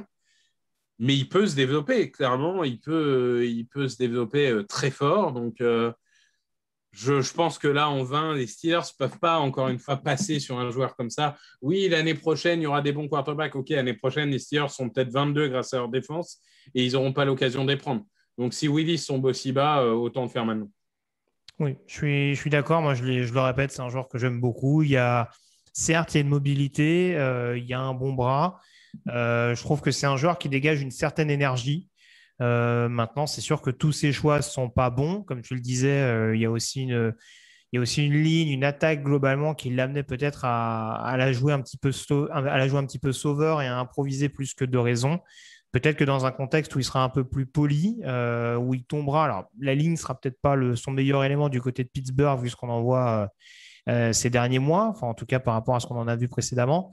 Mais quand on sait que, a priori, la star offensive de l'année prochaine, ce sera Najee Harris, ça l'amènera peut-être déjà à être un peu à être un peu plus contenu dans ce domaine-là. Et ça ne peut pas forcément être inintéressant, encore une fois, vu comment c'est assez bien coaché du côté des Steelers. On passe au 21e choix des New England Patriots. Tu as une seule possibilité. Ah bah là, en plus... je mets la pression. Et en plus, ça tombe sur moi. Hein. Franchement, Nakobe Dean chez les Patriots serait pas mal quand même. Ose me dire... T'avais un autre choix peut-être, mais tu vas me le donner après. Mais Nakobe Dean en linebacker... alors, il y a eu la re-signature de Jawan Bentley, mais je pense que c'est plus pour faire le nombre parce qu'encore une fois... il n'est pas d'une régularité impressionnante, Bentley, c'est le moins qu'on puisse dire. Ce n'est pas exactement le même style qu'Hightower. Je pense que si Devin Lloyd, par exemple, est disponible, pour moi, ça colle plus à un style Hightower et ce sera un no-brainer là aussi du côté de New England si Devin Lloyd est disponible. Nakobe Dean, il y a toujours cette interrogation sur comment on le considère d'un point de vue gabarit, d'un point de vue ce qu'il peut faire, etc., etc. Maintenant, c'est tellement un maestro défensif et il l'a montré du côté de New England, du côté de Georgia, pardon, avec une capacité vraiment à réussir à adapter les appels de jeu en fonction de ce qui se passe en face. Avoir un joueur d'une telle intelligence de jeu, d'une telle vision pour Bill Belichick, je pense que c'est vraiment une collaboration qui peut porter ses fruits. Et voilà, encore une fois, peut-être que Dean sera sélectionné un peu plus bas, de par les critères un peu stupides qu'on peut retrouver chez certaines équipes NFL. Mais je pense que dans la défense des Pats, ce serait clairement un fit vraiment optimum pour permettre à la défense de New England de rester au niveau. Oui, non, mais c'est un choix qui fait du sens. Après, j'aimais bien Daxton Hill parce que je trouve qu'il y a un côté McCourty et qu'il y a un côté très patriote. Mais il y a déjà plein de DB du côté de New England. Il y a un côté de Jalen Mills déjà qui a un peu c'est pas le même talent. Attends, laisse-moi finir une phrase. C'est pas Jalen le même Mills, talent. c'est la version de Wish. Oui, certes, c'est pas le même talent, mais bon, ils ont d'autres safety. Enfin voilà, ouais. même s'ils ont perdu un corner, je sais pas si Daxton Hill sera capable de compenser par exemple le départ d'un JC Jackson. Donc voilà, pour moi, c'est ou corner et j'en vois pas suffisamment séduisant. Pour moi, Booth, c'est peut-être un peu trop facétieux pour Belichick. Donc c'est pour ça que je reste un peu sur de la sûreté, sur un linebacker. Oui, je comprends bien. 22e choix à présent, on s'intéresse aux Green Bay Packers, un de leurs 2 premiers choix. Attention, Alexandre Locke nous regarde peut-être à l'heure où on se parle. Quelle sélection pour la franchise au fromage, Victor? Pour moi, il y a 2 directions. Il y en a une qui paraît évidente, qui est wide receiver. Mm-hmm. Et il y en a une autre qui est quand même un mal profond des Packers depuis un moment, qui est le run-stop. Alors après, il y a quand même Jaron Reed, il y a quand même Kenny Clark. Donc, je me dis qu'on peut peut-être attendre, mais je vois des gros bonhommes qui commencent à descendre, et je me dis que j'ai peut-être envie d'appuyer sur la sélection. Je vais me raisonner et je vais prendre celui qui est pour moi le meilleur receveur, Treylon Burks. Alors, c'est un joueur qui va peut-être pas compléter toutes les cases pour certains qui auraient préféré un polyvalent Garrett Wilson, etc., qui aurait peut-être été plus pour certains compatible à Rodgers. Moi, je trouve que Treylon Burks, c'est pas si loin que ça de Davante Adams, peut-être moins bon coureur tracé quand même, hein, évidemment, mais il peut vraiment se développer avec Rodgers. C'est un phénomène physique. C'est pour autant, même s'il est physique, il sait faire de la séparation, lui. On ne donne pas de nom, hein, mais Pardon. Il sait faire de la séparation. Quand il a la balle dans les mains, il peut créer des yards après réception très facilement parce qu'il est rapide, parce qu'il est puissant, parce qu'il peut vraiment casser des plaquages. Donc, pour moi, c'est une vraie arme offensive que Rodgers pourra sublimer. Donc Treylon Burks, ça me paraît être un bon choix pour eux. Même si, voilà, les défensives, les hommes de ligne intérieure me faisaient des. Ouais, je sais qu'Alex était un peu sceptique, il me semble, sur Treylon Burks, sur sa capacité à correspondre au système. Après, globalement, de ce que je vois, Nito nous dit Burks, potentiel receveur numéro 1, j'aime bien. El Jungo, TFT, qui nous dit Drake London, whatever. Donc, pourquoi pas. Chacun a ses avis sur Drake London, j'ai déjà donné le mien. J'ai dit. Treylon Burks, il fait de la séparation. Oui, j'ai bien entendu, j'ai bien compris le clin d'œil, t'inquiète pas. Mais voilà, non, c'est sûr que Treylon Burks, moi, j'aime beaucoup. Et voilà, pour avoir un style pour apporter de la vitesse, mine de rien, dans cette attaque tout en écartant le jeu, je pense que Treylon Burks, c'est pas une mauvaise solution. Loin de là. On passe au 23e choix des Arizona Cardinals. Alors là, je suis un peu embêté, je ne sais pas si c'est le bon terme. Il y a plusieurs directions que je peux prendre du côté d'Arizona. Alors, il y a quelques choix qui les envoyaient dans certaines mocks que j'ai vues, qui les envoyaient sur un receveur. Ce n'est pas vraiment la direction que j'ai prise.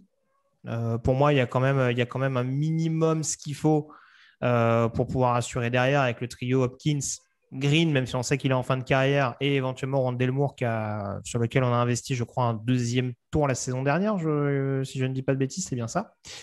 Il y avait la possibilité d'un tackle droit, mais là, je n'en vois pas à l'heure actuelle. Donc, j'irai plutôt en défense. Jordan Davis, c'est peut-être pas la solution qui me paraît la plus évidente. J'ai hésité entre deux possibilités.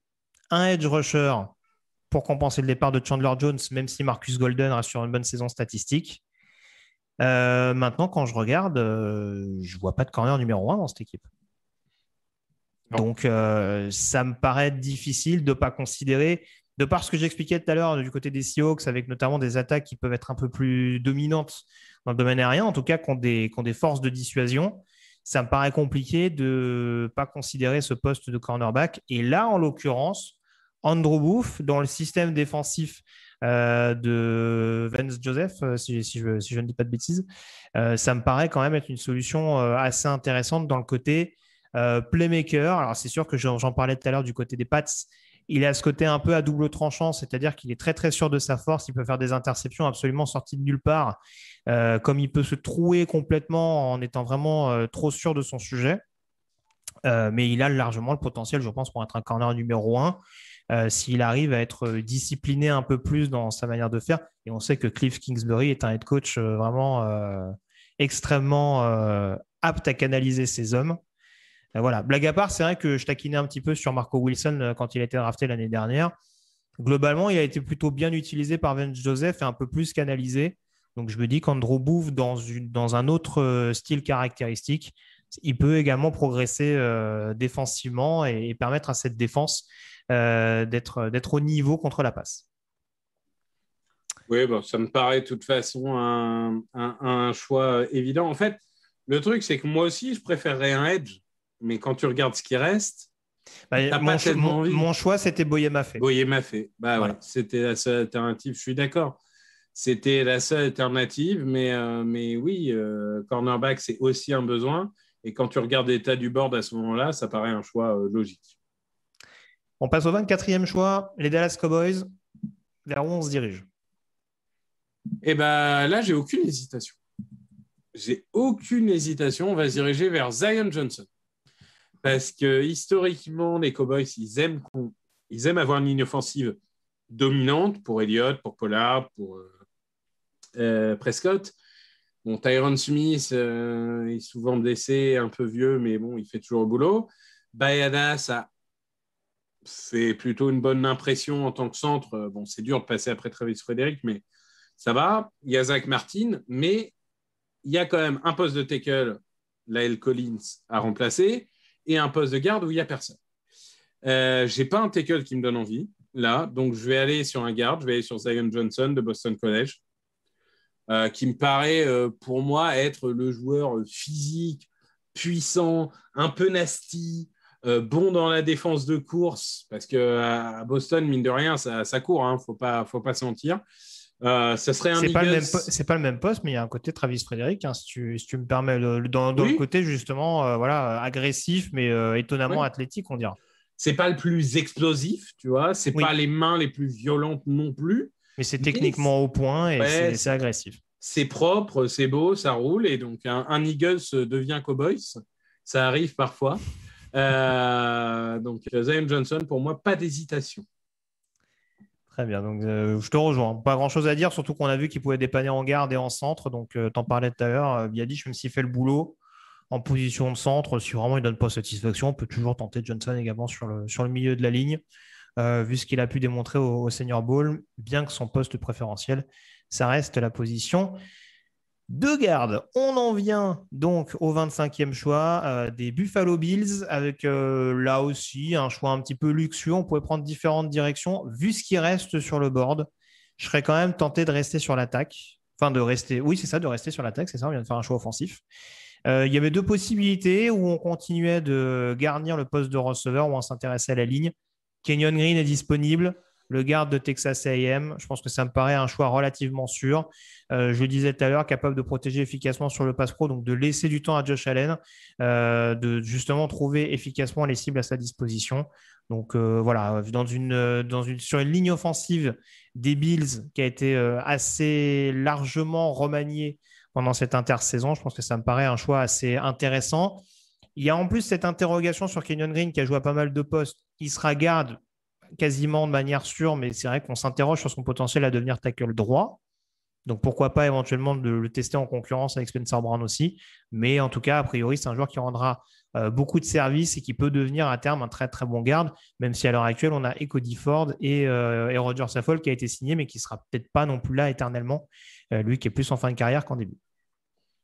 Ouais, ça me paraît être un très bon choix. Le besoin est là, le joueur correspond à la valeur.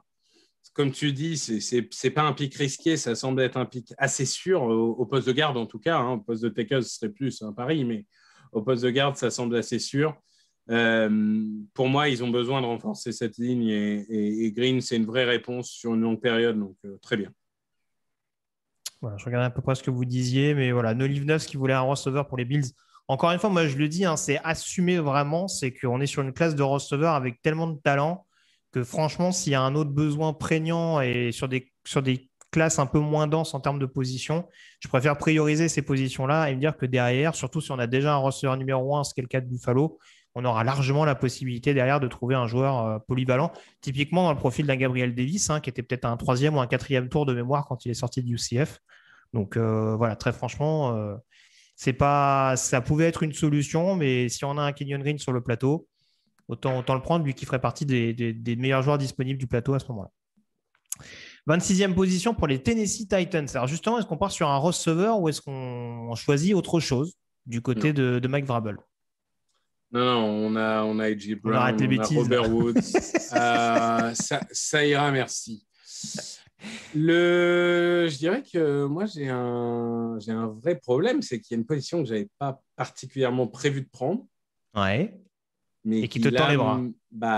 Un peu quand même. Ah. Donc, je vais prendre un lineman défensif intérieur de Georgia. Voilà. Oui, d'accord. Voilà, ça, j'en suis sûr. un joueur assez massif ou un joueur très, très massif? C'est difficile. Si on réfléchit, il y a un Jeffrey Simmons et un Demico Autry des deux côtés. Donc là, tu as vraiment envie de mettre un mec en plein milieu. Donc la logique, c'est Jordan Davis. Jordan Davis Là, du côté de Tennessee, ça peut avoir de la gueule pour libérer des espaces, notamment sur le pass rush, pardon, qui a clairement été performant, qui a progressé en tout cas en 2021. C'est... je suis historiquement méchant avec Jordan Davis en disant Et t'es historiquement méchant avec tout le monde, on peut le dire. il fait des highlights, mais le problème, c'est plus l'endurance et le fait d'impacter chaque action de jeu. Après, un très bon contre-argument qu'on m'a mis dans la tête, c'est Vita Vea.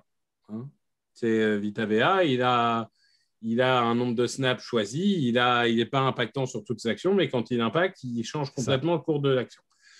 Donc, j'entends. Et là encore, en termes de prédiction, je ne vois pas Jordan Davis sortir de premier tour. Donc, clairement, là, je me dis que Tennessee, c'est peut-être pas la position qu'ils avaient prévu de cibler, mais Jordan Davis qui tombe là et qui leur tend les bras, tu peux pas dire non. Ouais, clairement. Alors, je regarde. Sarah Baird, j'imagine qu'il est d'accord. Alors, il nous dit Jordan Davis avec 2 points d'exclamation. Donc, je ne sais pas s'il est d'accord ou pas. Fly Raiders qui nous dit en effet des vis plutôt complémentaires à Jeffrey Simmons par rapport à ce que je disais. Oui, c'est sûr. Là, en termes de gap, quand on voit comment les linemen défensifs de Georgia se sont quand même éclatés quand Davis gérait les double teams, je pense que Simmons, même Autry qui est capable de mettre la pression, il l'a déjà démontré. Les linemen, sans compter bien entendu Harold Landry sur l'extérieur, il y a largement moyen. Et Bud Dupree aussi. Et Bud Dupree, bien entendu, que j'oublie. Il y a moyen de mettre une pression vraiment dingue. Tout à fait. Donc, choix très, très intriguant que serait la sélection de Jordan Davis du côté du Tennessee. On passe au 27e choix et les Tampa Bay Buccaneers vont également sélectionner un lineman défensif de Georgia en la personne de Devontae Wyatt. Pour moi, il faut renforcer un petit peu cette défense. Alors, encore une fois, il ne me semble pas que Ndamukong Kongsu ait été signé, donc peut-être qu'il va revenir.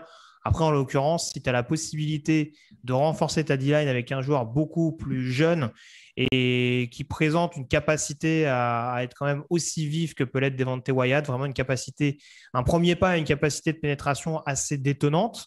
On en parlait tout à l'heure, il y a quelques secondes, tu prenais la comparaison avec Vita Vea, il aurait un autre nose tackle capable de lui libérer énormément d'espace, donc d'être aussi performant qu'au niveau de la ligne défensive de Georgia.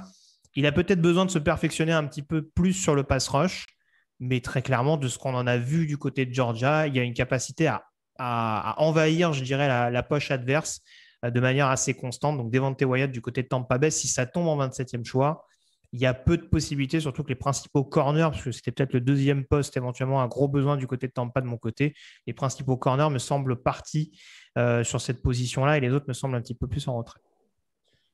Oui, ça me paraît logique. Et ceux qui font la gueule, entre guillemets, c'est ceux juste après dont je vais parler.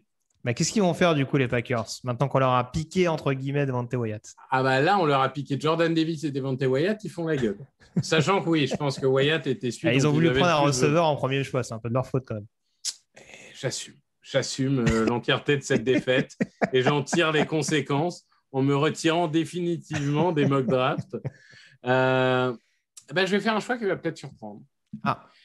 Mais je ne suis pas rassuré en cornerback numéro 2, parce que Razoo Douglas, j'aime bien. Je pense qu'il était très mal utilisé aux Eagles et qu'il a prouvé. Eric Stokes. Ouais. Ah, d'accord. Pardon, je ne voulais pas te couper. Je ne voulais pas te couper. Donc, disons que Stokes est un solide numéro 2. Ok. Voilà. Et ensuite, au niveau des safety, il y a Amos et Savage. Oh, je le vois venir. Alors, Amos et Savage. Ils commencent à coûter cher les deux d'ailleurs.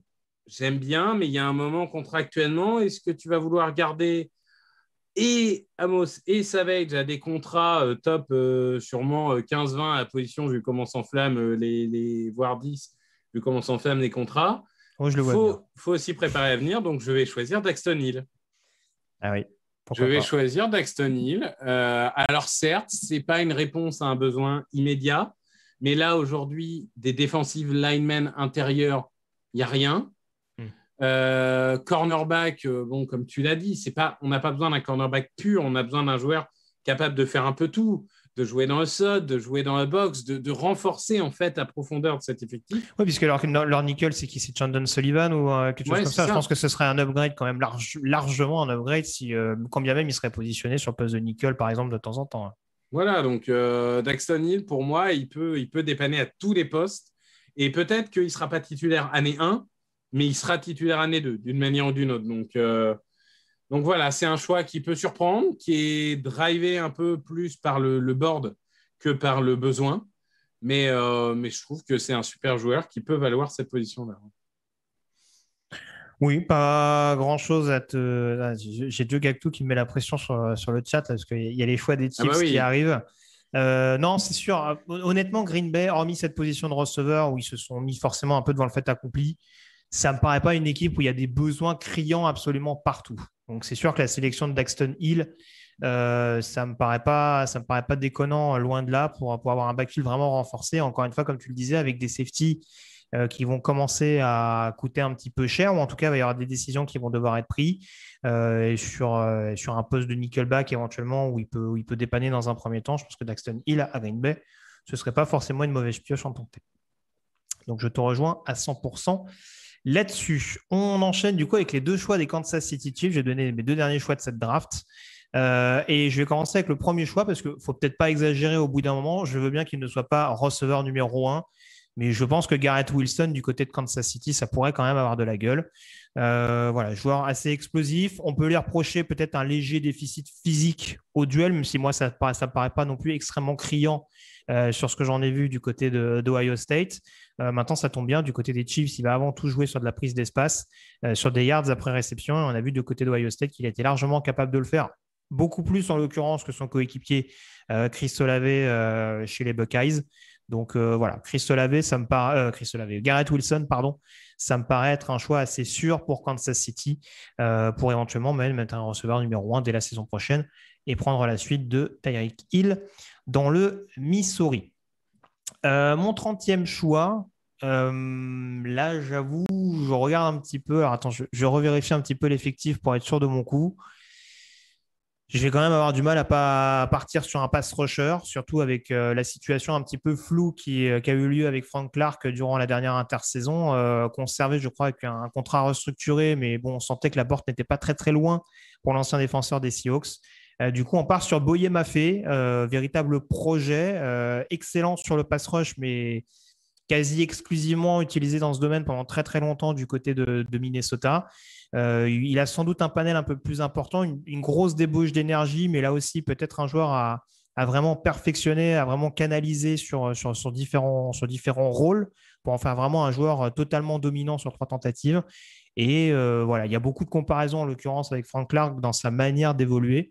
Et donc, ça me paraît être un fit relativement naturel pour pouvoir éventuellement prendre la suite du pass rusher des Chiefs dans quelques mois maintenant.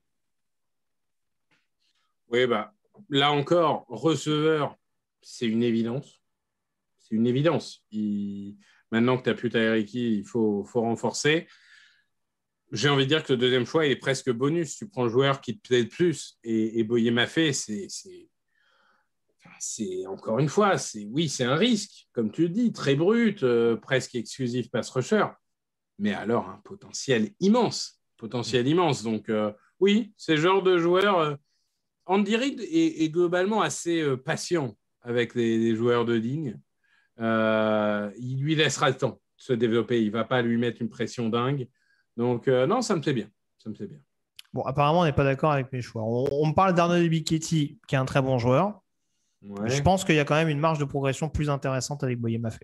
Je me place vraiment d'un point de vue franchise. Moi, personnellement, Ebiketie, j'adore. Donc, on va pas me faire dire ce que je n'ai pas dit. Mais il y a, a priori, voilà. On va dire que Boye Mafe a plus le vent dans le dos qu'Ebiketie à l'heure actuelle. Donc, je pense, en plus, par rapport à ce que je disais, vraiment le côté profil assez similaire à Frank Clark, même si moi, c'est vrai que je vois aussi des similitudes entre Ebiketie et Clark.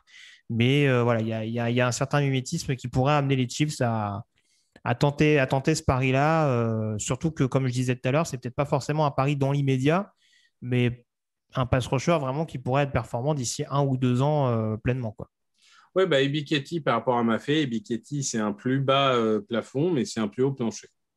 Voilà, après, c'est une question de risque. Après, théoriquement, ça se trouve, il y a un joueur qui est plutôt explosif avec Boye Mafe, un joueur qui est plutôt technique avec Ebiketie, mais qui n'a peut-être pas d'autres caractéristiques qui vont faire fantasmer les équipes NFL. Tout à fait. Voilà, on parle de Brisker aussi. Bon, je pense que quand même le poste de safety me paraît bien considéré malgré tout. Thornhill Reed, c'est pas non plus du haut de safety le plus kidam de la ligue.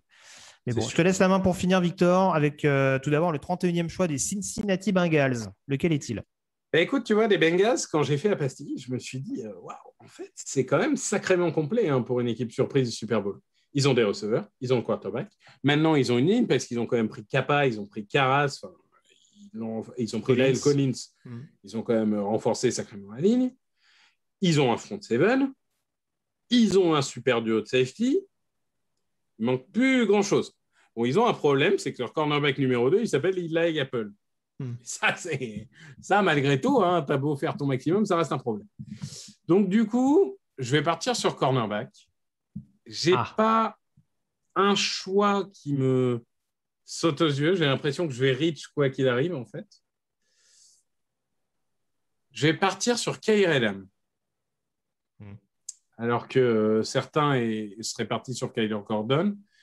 Ou un autre joueur. Ou un autre joueur. Avec des petits bras. Oh non. Ah, bah moi, je suis amoureux de Roger McCreary. Hein, donc après, mais j'entends. J'aurais pris Woolen avant McCreary. Oh là là. Au point de désaccord. On en parlera plus tard. Donc, monsieur Kyle Elam, parce qu'il faut parler de lui. Là encore, très bon potentiel athlétique. Joueur qui court bien les tracés, qui sait bien défendre. Après, je dirais qu'il est inconstant. Il faut vraiment qu'il se focus dans sa tête et qu'il travaille mentalement. Et il laisse trop traîner les mains, surtout. Donc, voilà, apprendre la discipline, apprendre la constance, améliorer sa qualité de plaquage. Je sais, ça peut paraître beaucoup dit comme ça. Mais en face de ça, il y a vraiment des mains, il y a un instinct fort, il y a une vitesse, que ce soit en avant, en arrière, latéral, horizontal, il y a tout. Donc, pour le coup, Kyle Elam, moi, c'est celui pour lequel j'ai envie de prendre le risque. Oui, il y a un projet intéressant avec Kyle Elam. C'est vrai que pour l'instant, ça a toujours été un joueur assez complet. De toute façon, du côté de Florida, il y a, que ce soit en termes de physique, de vitesse, il n'y a pas grand-chose à lui reprocher. Il a peut-être manqué cette discipline. Tu en parlais un petit peu tout à l'heure sur l'ensemble d'un match. On a l'impression qu'il a quelques trous d'air. Donc ça aussi, ce sera peut-être à coacher à l'échelon supérieur, mais c'est vrai qu'il y a un échantillon quand même qui est non négligeable. Voilà. Après, on me dit, Roger McCreary est un peu plus petit pour jouer sur l'extérieur. Bon. Oui, ça on pinaille. Ça, je le dis, on en reparlera plus tard. Mais je note en tout cas que notre camarade Johan, donc je gagne tout sur le chat, donc non content d'avoir pensé que c'était Jean-Michel qui faisait la mock draft, non content d'avoir critiqué mes choix sur mes Chiefs. Il dit non, bon choix Victor concernant Kyle Elam. Donc voilà, il y a officiellement clash et j'en prends acte dès à présent. Je pense que c'est un homme raisonné et qui comprend comment ça fonctionne. Voilà, c'est tout. Tout à fait. Parlons d'homme raisonné, parlons de Dan Campbell. C'est quoi le deuxième choix pour les Lions après avoir sélectionné Kayvon Thibodeau tout à l'heure avec le deuxième choix? Je sais pas. Voilà. Et ben je choisis pas. Et ben voilà. J'ai toujours envie de renforcer la défense. Est-ce qu'on croit encore en Okudah? On peut peut-être lui laisser encore une année quand même pour essayer d'exploser. Donc peut-être pas lui mettre un cornerback dans les pattes. Pour moi, on se dirige vers linebacker. Mais encore une fois, est-ce que tu as un joueur à cette position-là qui te donne envie de reach? Pas vraiment. Non. On peut se diriger vers safety. Après, linebacker, attention, grosse hype Quay Walker. Ouais. Grosse. Alors, attends, moi, personnellement, je n'irai pas dessus, mais grosse hype Quay Walker. Attention, hein, vous l'aurez entendu ici en premier. Genre. Vous l'aurez entendu ici en premier. Donc, du coup, je sais pas, j'ai presque envie de me dire qu'il faut que j'aille sur le joueur. Je suis en train de regarder mon board, c'est pas très beau parce que vous me voyez regarder de côté, mais enfin, tant pis. Je vais prendre Jaquan Brisker. Très bien. Safety de Penn State. Oui, c'est sûr que le poste de safety, ouais, c'est pas la valeur sûre en défense. Ouais. Non, c'est ça. Et globalement, c'est un joueur qui va apporter tout de suite un upgrade en jeu de course et en jeu de passe. Parce que globalement, il sait faire les deux. Alors, en jeu de course, moi, je trouve qu'il est vraiment extraordinaire. Je pense que c'est le meilleur safety de la classe pour défendre la course avec Kyle Hamilton. C'est un super athlète. Il coche toutes les cases. Après, bon, au départ, c'était un joueur de boîte. On a dit qu'il sera uniquement dans la boîte. Puis finalement, on l'a vu faire d'autres choses. Donc, quel est vraiment son plafond? À quel point il est polyvalent? Ça reste peut-être à découvrir. Mais même si ça finit par être uniquement un joueur de boîte, ça sera malgré tout très bon pour eux parce qu'ils ont besoin de renforcer à tous les postes. Donc, le back 7, pour moi, doit être renforcé. Et du coup, je prends le meilleur joueur sur mon board. Je prends Jaquan Brisker. Ça s'entend. Ça peut être un premier tour, encore une fois, vu tout ce qu'il a démontré du côté de Penn State, notamment la saison dernière. J'en parlais lors de la présentation, notamment lors du live tweet sur les défenseurs. Mais oui, ça a vraiment été l'âme principale de Penn State dans cette bonne classe de défenseurs dont faisait partie notamment Ebi Ketty, dont on parlait tout à l'heure. Donc voilà, il y a Nakobe à Georgia, il y a Jaquan Brisker du côté de Penn State dans les côtés commandants de défense qui peuvent éventuellement, du coup, on va dire, j'allais dire translater pour prendre un mauvais anglicisme, mais en tout cas pour vraiment s'éclater pleinement et continuer d'être dans cette lignée-là en NFL. Et puis, si on veut considérer un quarterback à mettre en opposition avec Jared Goff, c'est pas rédhibitoire parce qu'on rappelle que les Lions peuvent sélectionner 2 choix plus tard. Donc, ça ne ferme aucune porte éventuellement à la possibilité de mettre un concurrent à Goff dès la saison prochaine, tout en récupérant un potentiel starter sur un poste à besoin. Après, si on suit cette logique-là, je pense que dans ce cas-là, tu prends en 32 ton quarterback. Si vraiment tu en veux un, tu le prends en 32 pour être sûr d'avoir celui que tu veux et tu auras certainement Brisker en 34. Voilà, après, c'est un risque à prendre. Tout à fait. Je fais juste un dernier récap donc, sur les choix qui ont été faits. Après, on va se quitter. Pour rappeler donc, que les Jaguars ont sélectionné Hutchinson, les Lions ont pris Thibodeau, les Texans ont pris Evan Neal, les Jets sélectionnent Charles Cross, les Giants sélectionnent Ikem Ekwonu, les Panthers prennent Kenny Pickett. On a Trevon Walker sélectionné par les Giants, Matt Corral par les Falcons, Sauce Garner sélectionné par les Seahawks et Jermaine Johnson sélectionné par les Jets. Donc ça, c'était dans le top 10. Ensuite, on avait Kyle Hamilton sélectionné par les Commanders, Derek Stingley chez les Minnesota Vikings, George Karlaftis, deuxième choix des Houston Texans. On avait ensuite Devin Lloyd aux Baltimore Ravens, Chris Olave aux New Orleans Saints, avant que les Saints ne récupèrent Bernard Rayman, tackle un petit peu plus tard. On avait également Trevor Penning, tackle de Northern Iowa chez les Chargers, les Eagles qui récupèrent Tyler Linderbaum, centre, et Trent McDuffie, cornerback. Et puis, on avait également un petit peu plus tard Malik Willis, quarterback de Liberty chez les Steelers, donc pour compléter ce top 20. Par la suite, on avait également Nakobe Dean, linebacker, donc chez les Patriots, Traylon Burks, receveur chez les Green Bay Packers, Andrew Booth, cornerback chez les Arizona Cardinals, Zion Johnson, lineman intérieur chez les Dallas Cowboys, Kenyon Green, lineman intérieur également chez les Buffalo Bills. Du côté des Tennessee Titans, Jordan Davis, defensive tackle, Devontae Wyatt, defensive lineman chez les Tampa Bay Buccaneers.